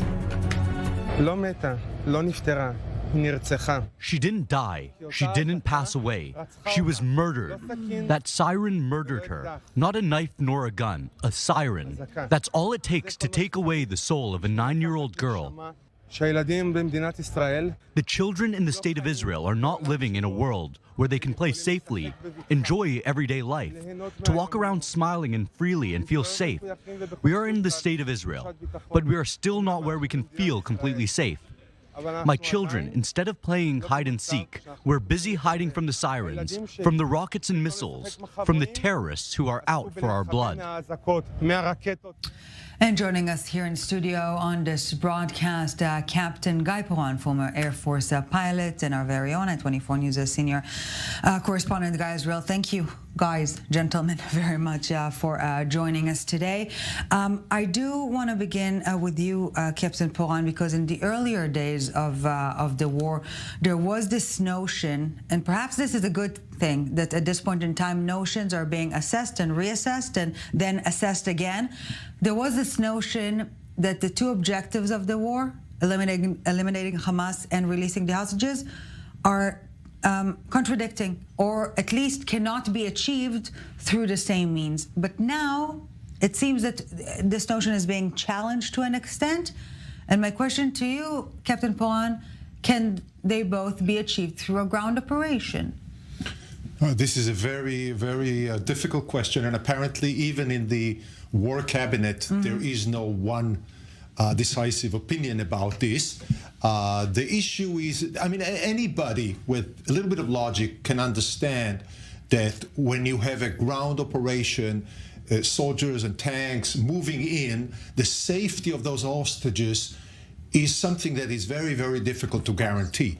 The issue is, the big dilemma is whether the pressure on Hamas to release them in some sort of a deal is the time to do it before there is the ground operation and there is talks with Qatar and whatever, or the other opinion which says, and it's clearly the opinion of the Minister of Defense that said that to the families, that actually the chances of having any kind of deal to release increases if the pressure of the ground operation is there. And this is a dilemma that I don't know if anybody has a clear answer. What comes first? I wouldn't use even the phrase sticks and carrots because it's not really accurate this time around. But diplomatic pressure first or military pressure first? Yeah, that's indeed a big dilemma. And speaking to that point, another dilemma on Israel's northern border. Let's cross now to Israel-Lebanon border. I24 News correspondent Pia Steckelbach standing by there. Pia, thank you very much for joining us. It seems that as the IDF is expanding its operations down south in the Strip, Hezbollah is stepping up too. Multiple red siren alerts today in the north. Israeli forces targeting terror squads. Busy day, yet another one. Right, Eli. Now, a short while ago, the IDF publishing a statement saying that a couple of rockets were launched from Syria into northern Israel. There, also, the Israeli military is striking back towards the origin of those rockets. Earlier, throughout the evening, we had barrages of rockets fired towards northern Israel from southern Lebanon. They're starting with rockets onto the area of Rosh Pina, a city that is about 30 kilometers away from the Lebanese border, targeting Rosh Pina itself and several other communities in that area there. And one rocket was intercepted, one fell into open area. One of those communities there just announced that tomorrow there won't be any schools or kindergartens open there as a precautious measure. Then another red alert in the area of Kiryat Shmona, one of those cities that was only recently evacuated. Rocket 6 were sent towards Kiryat Shmona, one of them targeting a house, setting a house on fire that was empty of its residents as they had evacuated before. And then also only shortly later, another barrage of rockets fired here in the western area of the border towards the community of Nahariya, for example. A barrage, Hamas claiming responsibility, saying that it sent 16 rockets towards this area. The IDF saying that 10 rockets were fired there. Also, the IDF has been striking back towards the origin. And in addition to that, several squads were targeted trying to fire mortar shells from southern Lebanon into Israel. So you can really see that the northern front is continuously heating up here. Also, as more and more communities are being evacuated, and really the example of that house being lit on fire from one of those rockets in Kiryat Shmona shows you that this precautionary measure is actually coming into effect here. Right, and this is perhaps a good opportunity to remind our viewers that Homefront Command instructions, orders are literally saving lives day in, day out, because as much as the Iron Dome anti-missile system that intercepts most of them is operating very well, it is enough for one direct hit, for one debris to cause a lot of damage and God forbid, loss of life. So adhering to these instructions is of paramount importance. But Pia, the War Cabinet member, Benny Gantz, formerly the defense minister, the IDF chief of staff, was touring the north today, saying that a victory will only be achieved when both residents of the south and the north can go back to their homes without any security reservations or threats. He's not implying proactive Israeli action against Hezbollah, and yet it is tough to imagine such a scenario without any clear-cut action as such. Right, Ellie, when we were speaking about the Northern Front, we are speaking about a much more volatile situation as Israel is somehow experienced with Hamas in Gaza. But if we look at the Northern Front, we're speaking about Hezbollah, but also several other Palestinian factions that are all connected to Iran. And we've been hearing that statement of the Iranian president, Ibrahim Raisi, today posting on X, formerly Twitter, saying that, again, they're very closely watching the events in Gaza and that Israel has crossed the red line, forcing everyone to act. And this is what we've been hearing all over since the beginning of the war. Hamas and Hezbollah together with the Iranian support, trying to combine the fronts, trying to combine their actions there. We've been seeing the Iranian foreign minister meeting there, Hassan Nasrallah from Hezbollah meeting with PIJ and Hamas representatives. And of course, the Israeli forces are very much prepared for a wider escalation, as it has been announced by Iranian forces, that also falling considering the evacuations that have been taking place in the recent weeks there here in the north, communities up to 5 kilometers away from the border being evacuated there. You will always also there have residents who do not want to leave their homes, as you're right. We do not know when they will be able to return. We also do not know how much their sense of security will change after having experienced that major threat to you on the border. You might have to face a reality that after the war, that we do not know how it will play out at the northern border. People might not even want to go back to their houses, but that is very much in the unknown as of now, Eli. Yes, many elements still unknown. I24 News, Pia Stackelbach with the I24 News team there on the ground. Thank you very much for this. Pia, back here in the studio with Captain Pohan and Guy Israel. Captain Pohan, I do want to go back to you and with the same question more or less posed to Pia here. Gantz saying that a victory can only be achieved if both northern residents and southern residents are able to leave peacefully. It seems that a preemptive strike against Hezbollah is off the table. And yet, how can you achieve any such thing without a military action? Well, you know, an announcement like that from the Minister of Defense is natural in the sense that this is his wish. I don't think that necessarily creating a situation that people can go back there necessarily means a preemptive strike, which means a total war with Hezbollah. This is something that I don't think that anybody in Israel and hopefully in Lebanon wishes. There has been, I remind you, 16 years since the 2006 war of relative calm, while the mutual threats to each other created a situation that people could live relatively peacefully on this border. So, preemptive right. The world of post-October 7 is not the word until October 7th. Can northern residents live with this ticking bomb? That seemed to be the perception when it came to Gaza, of course, with the occasional rocket fire. As we speak, rockets in the south, where the siren alerts heard as we speak down south. Yes, ongoing throughout this war. With the ongoing rocket fire throughout the past 20 years, something that Israel has accepted, has learned to accept, thanks to the Iron Dome and thanks to the resilience of the residents in the south. And that was the reality that Israel was willing to live with. Well, that reality really exploded in everybody's faces, unfortunately, because it was revealed that when there is a terror group, an Islamist radical jihadist terror group that seeks to eliminate the state of Israel with a Nazi ideology of seeking surprise, they actually attempt to execute it. Seeking to slaughter Jews, eventually, if they have the will and the means, eventually they will wait for the right moment, and they will do so.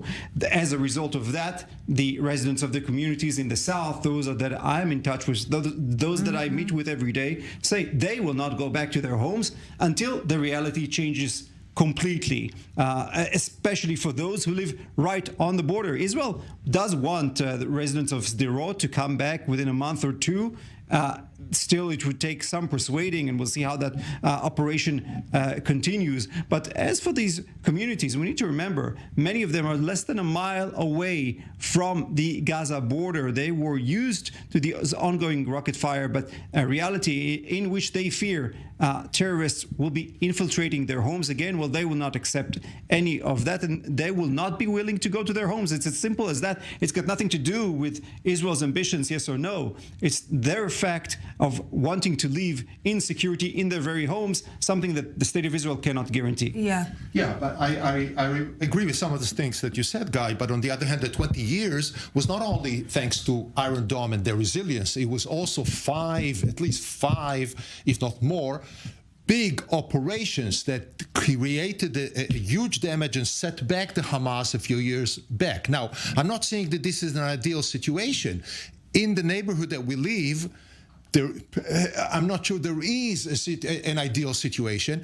I personally don't think that a preemptive, in other words, a situation where Israel is going to eliminate any kind of risk from Lebanon is something that we should even discuss at this point in time, definitely, at this point in time. And I would just add to that the situation in Lebanon and with Hezbollah is certainly different, because Hezbollah is also responsible for an entire state if it does engage in a massive strike against Israel, with massive ramifications for Lebanon as a whole. And this is something that Israel stresses so much. It's not so much the case for Hamas in Gaza, that does not care less about its civilians there. And before we jump to our team down south, as we speak, a member of Hamas's diplomatic wing, and by the way, more red alert in the south, Abu Marzouk, in an interview this very hour, saying we expected much more from our friends, our brothers in Hezbollah and in the West Bank. We are surprised by their stance, essentially surprised that they're not trying to eliminate Israel as well.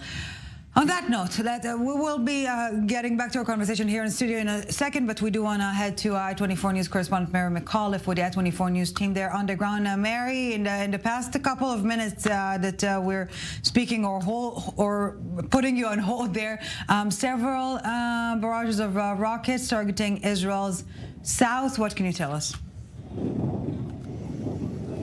That's right, Ellie. So it's been a particularly heavy day for rocket sirens here in this area, perhaps maybe not as heavy as that we saw during the first week of the war, but certainly very active, that had more so than in recent days. But it's important to note that these communities have mostly been evacuated, that these areas that the rockets are sirening in probably at least 20 times throughout the day. We have no reports of any injuries from Israeli paramedics who are working on the ground, luckily, but the situation inside the Gaza Strip is very active, heavy war zone that we can hear from inside this Israeli community. We're in Sderot, very near the Israeli border. Right now there's an Israeli fighter jet above me. I can hear in the air. We can actually hear them too. Helicopters all throughout there. Many throughout the day, also helicopters, drones, just very, very heavy Israeli aerial presence today. Of course, we've seen heavy Israeli presence throughout the beginning of this war, but here today we also saw a number of incidents, especially near that Erez crossing, where Israel said it eliminated a number of terrorists who had tried to come out of a tunnel inside the Gaza Strip, but were intentionally trying to attack forces or civilians over the Israeli border. They said they eliminated them, but what we know from Palestinian sources is those gunfights went on for hours.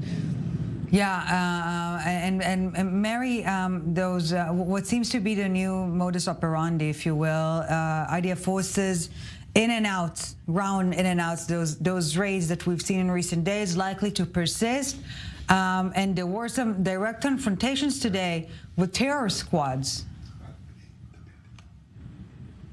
Right, so there was one incident in Erez crossing that was officially confirmed by the IDF. There were also reports about another infiltrations attempt in Zikim. So very heavy area, and with the Palestinian media sources on the ground, again, almost all communication was cut, but it's been partly restored. So what we'd heard from Palestinian sources coming out today is they're reporting very heavy gun battles really throughout the evening for at least 4 hours or now. From where we were standing very near the Gaza border earlier, we could see Israeli drones overhead, Israeli planes striking on one particular ground, also mortar fires being launched from inside the Gaza Strip towards Israeli artillery. So now almost 30 days into the war, and after IDF is already on the ground here, we do continue to see that Hamas and other Palestinian terror groups inside Gaza absolutely have the capability of continuing to fire and continuing to hold up this resistance and put up an assault against Israeli forces, but also trying to target Israeli civilians.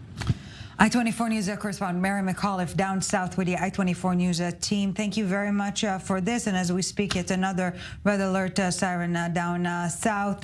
We will get back to Mary McAuliffe later on in the broadcast. Back here in studio with Captain Guy Poran and I24 News senior editor Guy Israel. Yes, Captain Poran. Yeah, you mentioned before the quite surprising announcement of this Hamas leader about his disappointment from the participation of Hezbollah. Actually, it's even more... And the West Bank. And the West Bank, but it's more astonishing. What he said, Abu Marzouk, was that the Palestinian authorities, as well as some Arab countries, actually wish the Hamas to be eliminated by the Western parties. It's not only that they're disappointed, he claims that they wish the Hamas to be destructed. I'm not sure that he's wrong. I know, but it's still amazing that he said that. Right. And it is also important to note that that the Fatah party, the Palestinian Authority's main political party, has a very vivid memory of what Hamas leadership did to their own leaders, throwing them rooftops when they took over, etc. So, I hear many people wondering what would happen if Israel withdraws from the West Bank immediately tomorrow. Perhaps that's also a good sign for Israel with the fact that Hamas is under pressure. We also heard from Hamas officials saying that they did not expect the American involvement to this extent as well, something that certainly raises some fears there, especially with the very high presence of American troops around here. And it goes together with the other element of the Americans here, putting pressure on Israel to in addition to this ground operation, to the heavy pressure on Hamas, to allow more humanitarian aid into Gaza. We're talking over 100 trucks entering the strip today. Yes, as well as the internet, which was eliminated, and according to the information, President Biden insisted that internet is... a report in the Wall Street Journal that this is from American pressure, and there would be no other reason why Israel would restore internet and telephone in Gaza after eliminating that on Friday. Right. Just one of the many pills that Israel has to swallow in its close cooperation with the Americans as it continues its offensive Just against this Hamas. evening, another telephone conversation between the American president and the Israeli premier. So ongoing communication there, that's for certain. But I do want to go back to what we started talking about earlier. Those in and outs, those ground operations that we're seeing, what is likely, again, it's not war 2.0, but war 1.5. Exactly, and it's not necessarily in and out. Some of the forces actually remain there. But you're right, it's more like, testing the water in one sense in order to understand what kind of resistance they could expect, what kind of tricks are there. Objectives on the ground are being met. Those operations are not just for the sake of... No, it's not just to show there. There are certain objectives, but very limited ones. It's obviously not the big thing, and I think that it's mainly to show the forces themselves what the local resistance is going to be like, to test some of the techniques that they're planning to use, etc. Interesting, and guys, there's something. You know what? I will not use any adjectives. Hamas's double game here is fascinating, since on the one hand it is distancing itself from the slaughter of civilians, etc., and on the other hand bragging for doing exactly that. And Khaled Mashal, one of the main leaders of Hamas, is giving a very interesting interview today. Perhaps this is how I can phrase it diplomatically, saying that the Chinese were super impressed by the Hamas massacre, and that the Russians went as far as saying that this massacre, the October 7 massacre, will be studied in military academies. Look, we have to say that this was a major failure. That is the obvious thing, that this was a major failure for Israel, enabling Hamas to execute this attack. And for Hamas, not in the long term for sure, but on October 7th, that was a major victory, seeing so many Israelis, so many women, children, elderly slaughtered in their homes. This is the victory of Hamas, and if the Russians and if the Chinese see that as a glorious military operation, well, good for them, and I think good for the world to see where is Russia and China positioned next to Hamas, this axis of evil, these countries that support militant groups, terrorist groups like Hamas like ISIS. I think everyone in the Western world as well needs to ask himself, where does he like to see himself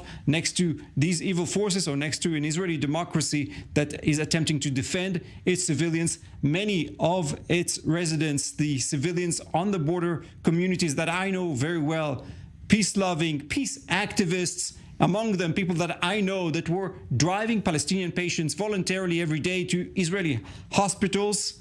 These are the ones that were slaughtered in their homes and were kidnapped into Gaza. That is the reality. I think that we have to differentiate between the obvious slaughter and atrocities that happened there and the successful military part of actually penetrating the fence, killing, the cameras. No question. This is something that I think everybody who's honest will say they executed, as you said, a perfect military operation, which they used later to do atrocities. But still, the military side, per se, yes, very impressive.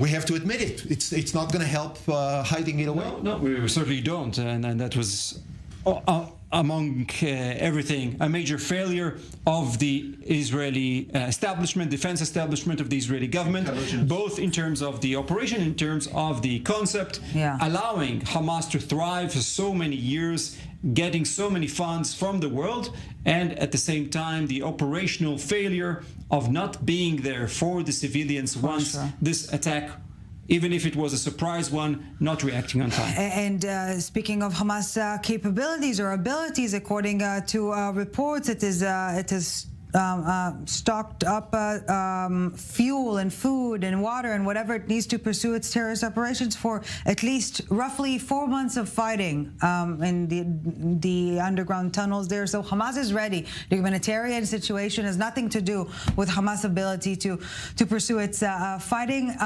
Gentlemen, we're taking a short break, but when we get back, we will talk more about what's happening globally, because this war far exceeds the geographic borders of Israel, of the Middle East, and also perhaps dive in further into the meaning of fog of war at this point in time, not just theoretically speaking, but rather a very practical military tool, this ambiguity that is helping Israel to gain steam in the fight on the ground. Quick break, and we're back with our special coverage.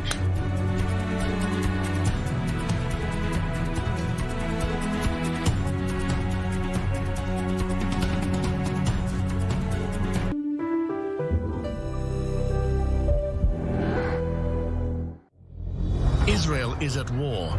Make an investment in Israel bonds. It is the most powerful and direct way to stand with Israel. Visit israelbonds.com and invest now.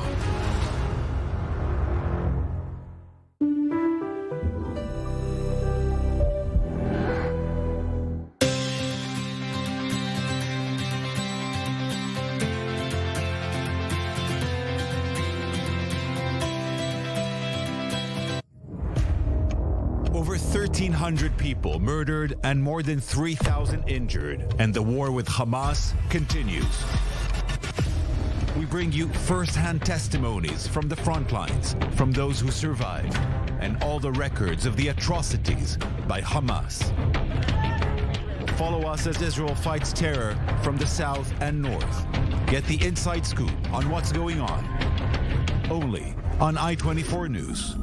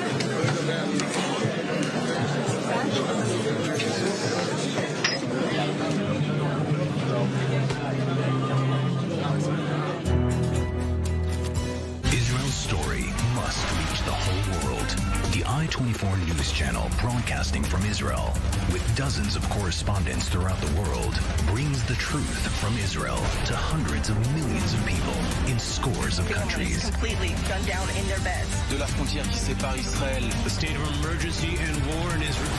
Bringing Israel's story to the world. I24 News Channels. Now on Hot.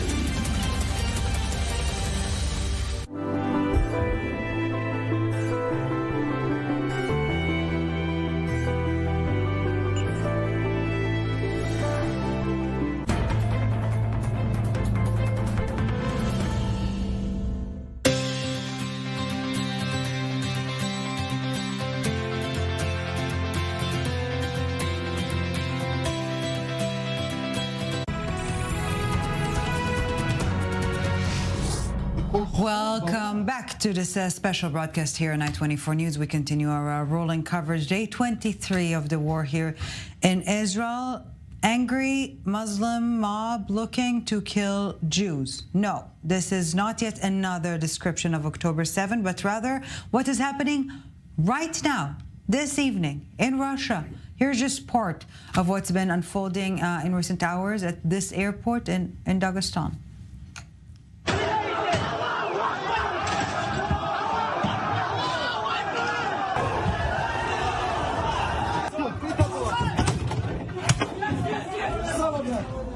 На борт, быстро все на борт! На борт, быстро все на борт!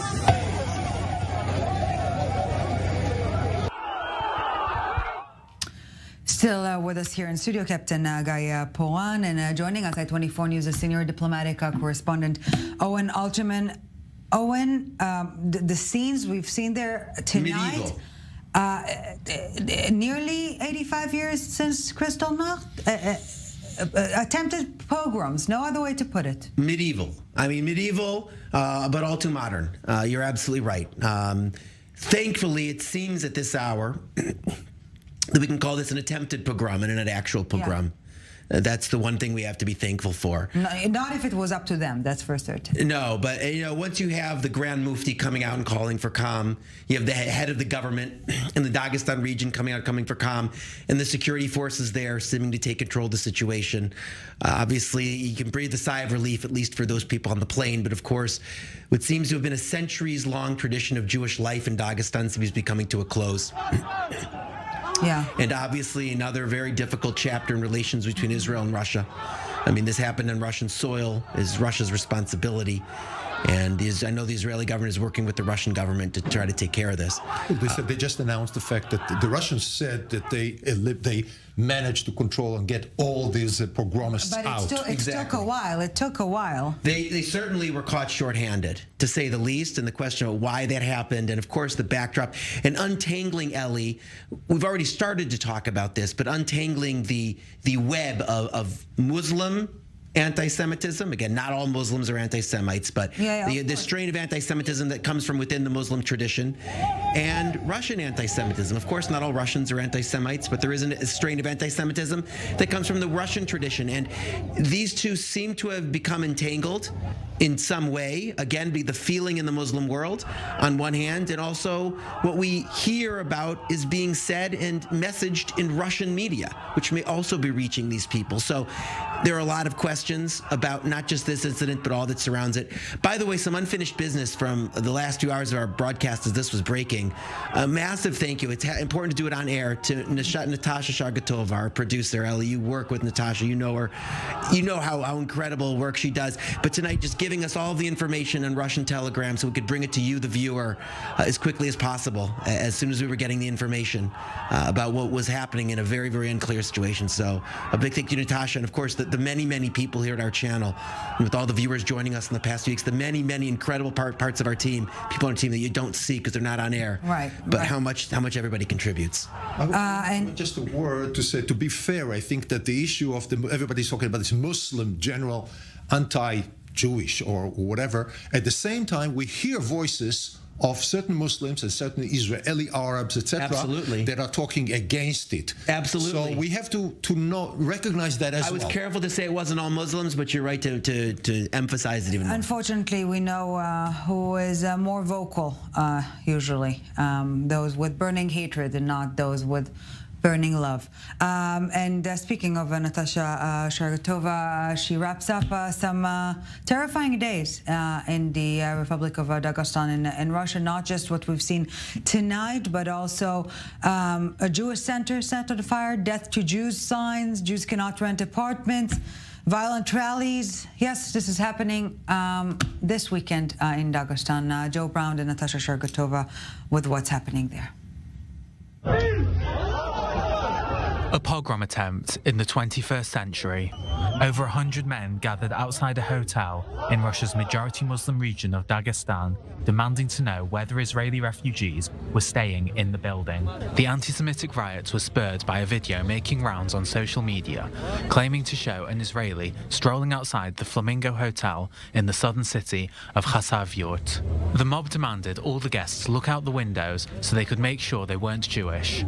When the demand wasn't met, the men started throwing rocks to chants of Allahu Akbar, clamouring to be let into the hotel to check the cellars. The police came and allowed a couple of rioters to go into the hotel in search of Jews. Luckily, they couldn't find anyone. Since then, the hotel reportedly put up a sign saying that Israelis and Jews are forbidden from entering the premises. An anti-Semitic rally also gathered outside a government building in another city in North Caucasus.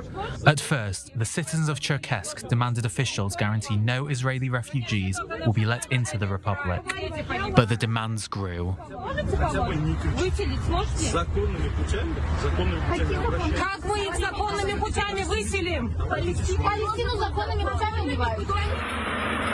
And a Jewish centre under construction in a neighbouring republic was set on fire, and "Death to Jews" was scrawled on the walls.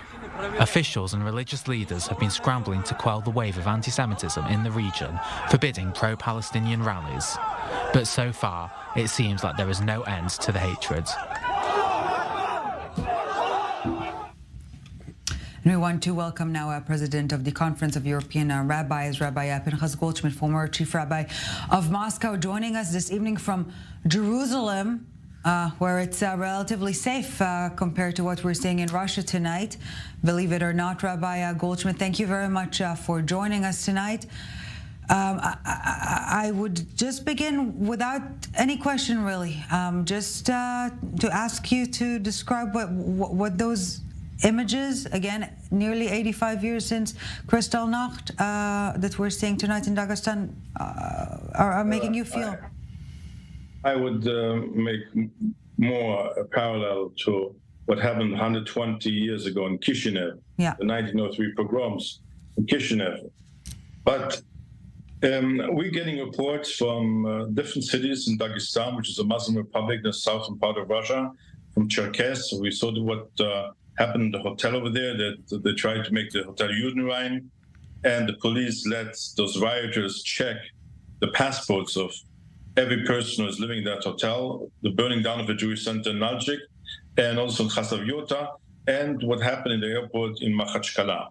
Now, there are parts of it which are surprising, and there are parts of it which are not surprising.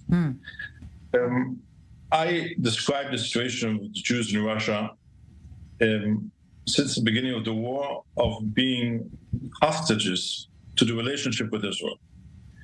And I've called at the end of 22 for Jews, whoever can leave Russia should leave Russia because of the deteriorating relationship with Israel, and which have, since the 7/10, have deteriorated even further. Now, what has happened last week was the Foreign Ministry of Russia met with Hamas. President Putin met with the religious leaders of Russia. He has called for the continuous brotherly relationship between the different religious communities in Russia, Muslims, Jews, and Christians.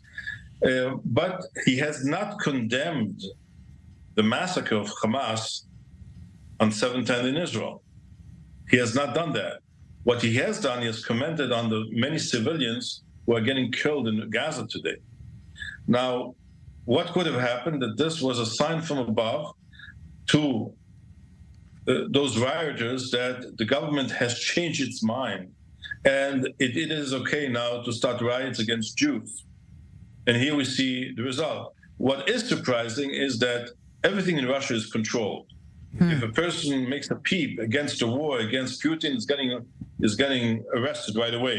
And here you have crowds of people in 5 different cities making a riot, and the police is not getting involved. So it's not that authorities are not doing enough to safeguard Jews. You're suggesting, Rabbi, that they might be letting them to carry on with those acts. I think that according to the pictures we're getting from Chasav Yota, and also the pictures we have seen from Machachkala, the police not only did not prevent from those rioters from coming into the airport, into the hotel, they were even helpful to them. Now, at a later date, tonight there was already, it's called the Следственный комитет, it's like the FBI of Russia, in an open criminal case against the rioters in Machachkala, and I understand that they got from the Kremlin, they got the directive to stop those riots in Dagestan. The question, of course, arises, what happened initially? Why did these riots happen? Who was interested? And what sign did they get from above to do that?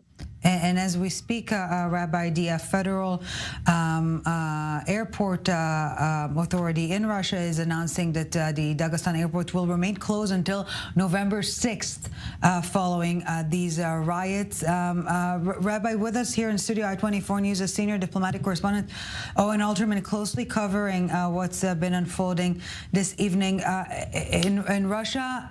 And again, it is alarming to think, Owen, that authorities are, I wouldn't say giving a kosher stamp to these events, but not playing an active part in curbing them. That's for certain. Yeah, what Rabbi Goldschmidt said, Eli, makes us, I think, more worried and more concerned and more alarmed.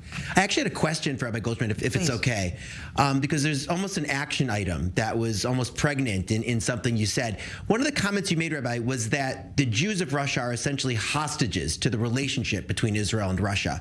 And one of the arguments that's been made over the course of time since the outbreak of the war in Ukraine is that Israel has to tiptoe around its relationship with Russia in order to protect those Jews.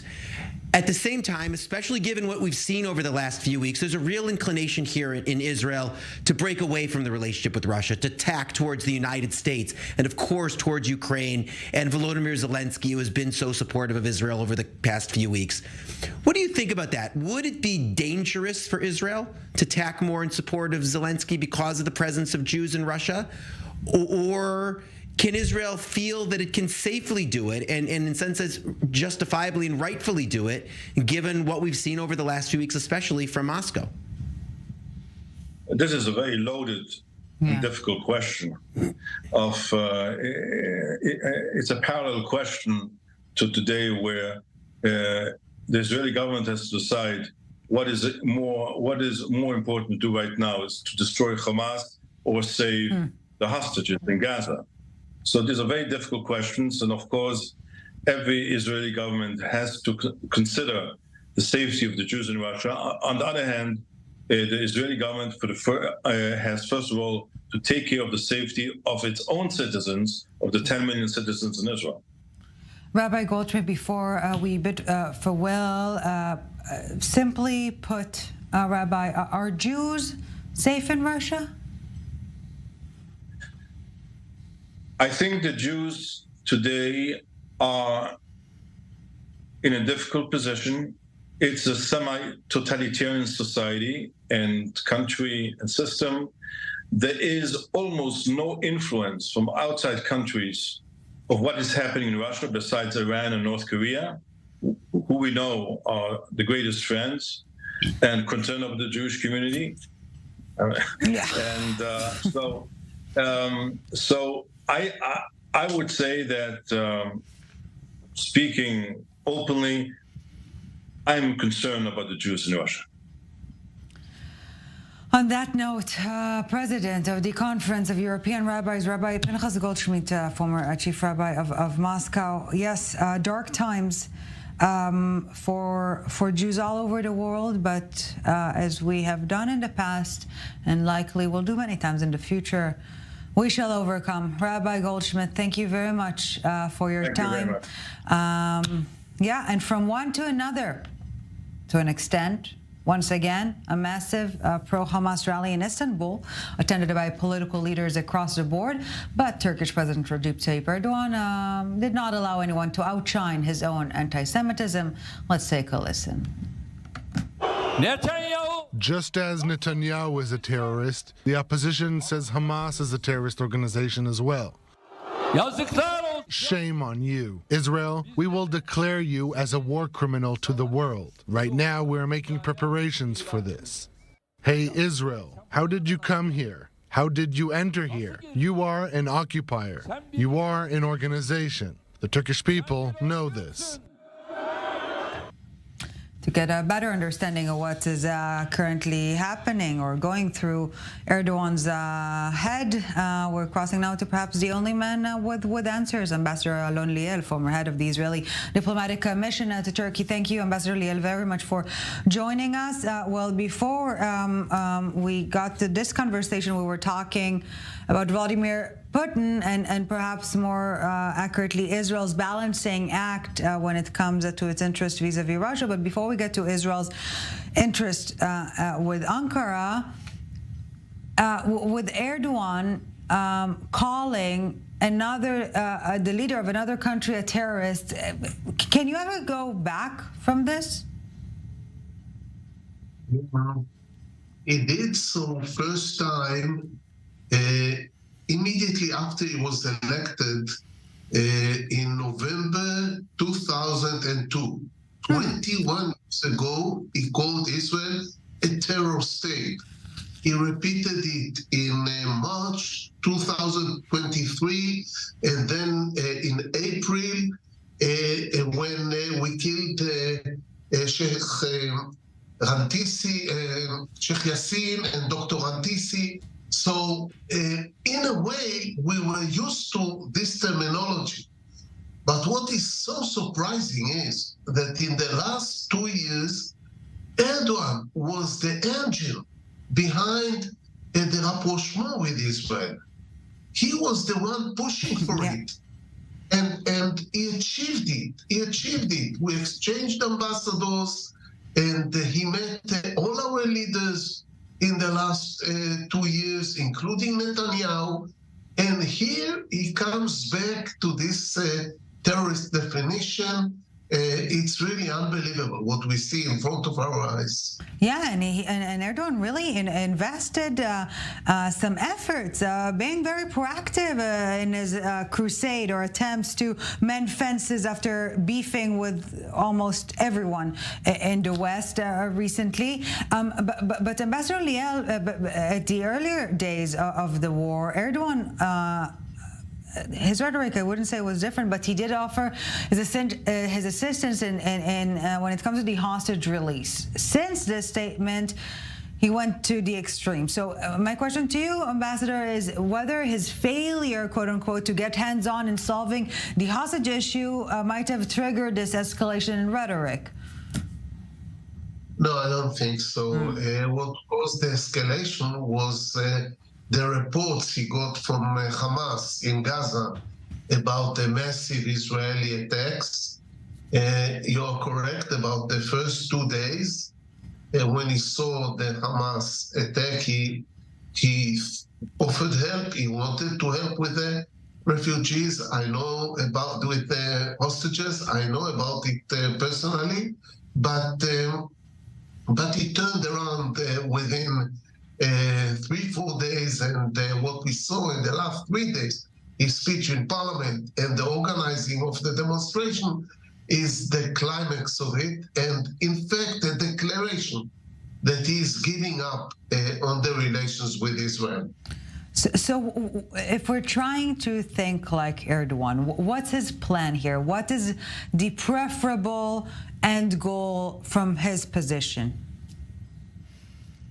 You know, I deal with Erdogan, I think, almost 30 years now. Yeah. There are two Erdogans. There is the Erdogan who is Islamic fanatic and ideology of the Islamic brothers. And there is an Erdogan that has to run a state of 85 million people. And he is wearing these two hats and exchanging hats from time to time. 2 years ago, or maybe almost 2.5 now, when he saw that Israel is building its status in the Middle East with the Abraham Accords and strengthening its relations with Egypt and stabilizing its relation with other players like Jordan and Morocco and so on, he understood that he has to change course and he has to improve dramatically its relations with two dominant countries, which is Israel and Egypt, and he worked on it intensively. He led the process. Now, what happened a week ago is that his Islamic Brotherhood had jumped on his head again, and he forgot about the need to run a country in this area with 85 million people, and again started acting like an Islamic fanatic. And I guess there will be a period of time in the future that he will jump again and try to correct it. But now the damage that he did to our relations is massive, and I don't think we can keep his ambassador here. I don't think there's another country that has an ambassador here whose leaders spoke toward Israel like he did. Dr. Rajib and Mr. Erdogan, they go to wolf in sheep's clothing when he wants to. But Jerusalem is the one that should remember those quick exchanges that he's making. Ambassador Alon Liel, former head of the Israeli diplomatic mission to Turkey, thank you, sir, very much for your time, for your insight. We appreciate it. Thank you very much. And from one enigmatic actor to another, not sure about the enigmatic part, but crucial actor in the region nonetheless. Since the October 7th massacre, Qatar has emerged as a key player in mediation efforts to release 239 hostages, at least held by Hamas in Gaza. For years, it has hosted Hamas leaders in Doha, also hosting the United States, largest military in the region. So how did this small, oil-rich country like Qatar find itself in such a perfect key position, playing both fields, if you will? Middle East correspondent Ariel Osseron explains. Our target is to release all of the civilian hostages. That's what we're working on, and that's what we want to achieve. 3 weeks after Hamas's deadly rampage in Israel, which included the capture of 230 hostages, Qatar has quickly emerged as the main mediator between Israel and Hamas. If there's a continuing bombing, if there is a continuing escalation in the situation, our task is getting more difficult. The mediators need a period of calm, needs a situation where we can speak easily to both parts and try to be more creative in bringing more initiatives that can get those civilians out. Since October 7th, Qatar has been the address of various countries for help in releasing their citizens from Hamas captivity. It has also been hosting the Hamas leadership prior to the war and since it began, providing a safe haven from Israeli reprisals. However, recent reports indicate this might end soon. We will release them, and the Al-Qassam brigades announced that as well. But now they are distributed in different locations. Let them stop this aggression, and you will find the mediators like Qatar and some Arab countries like Egypt and others. They will find the way to have them released, and we will send them to their families. So how did a small, oil-rich country in the Persian Gulf become the one that decides what happens in Gaza? In recent years, as Arab countries have been embattled with internal conflicts, Qatar fashioned itself as the main financial supporter of the Gaza Strip. We're here to assure the Palestinian people that we're with you with the reconstruction in Gaza and with fulfilling the commitments made by the state of Qatar in previous international conferences. Tens of millions of dollars entered Gaza each month with Israeli consent to fund humanitarian projects and to improve the economic situation in Gaza. But much of that money found its way into the hands of Hamas. That's no surprise given its closest regional allies are Iran and Turkey. Qatar is playing here a double game. On the one hand, its role in putting out fires in the region awarded with points from the Middle East to Washington, who considers Doha as a major non-NATO ally. On the other hand, it uses its influential Al Jazeera TV network to incite against Israel and Jews and to promote Hamas propaganda. For the Qataris, it's all about regional influence, and it is currently positioned at the heart of hostage negotiation efforts. Whether that engagement is in good faith remains to be seen. Yes, and Owen Alderman, part of Israel's decision to go ahead with those raids that we're seeing, this ground operation, is because Jerusalem feels that all these not feels, the terminology of feelings is irrelevant at this point in time, or when talking about war, but that the Qatari Hamas diplomatic route is simply not bearing any fruit, and that those drip drops of the hostages not sustainable. Yeah, actually, in Qatar's problems here go much deeper than that, Ellie. Look, on the surface, it looks wonderful for Qatar, right? They even get, in the middle of all of this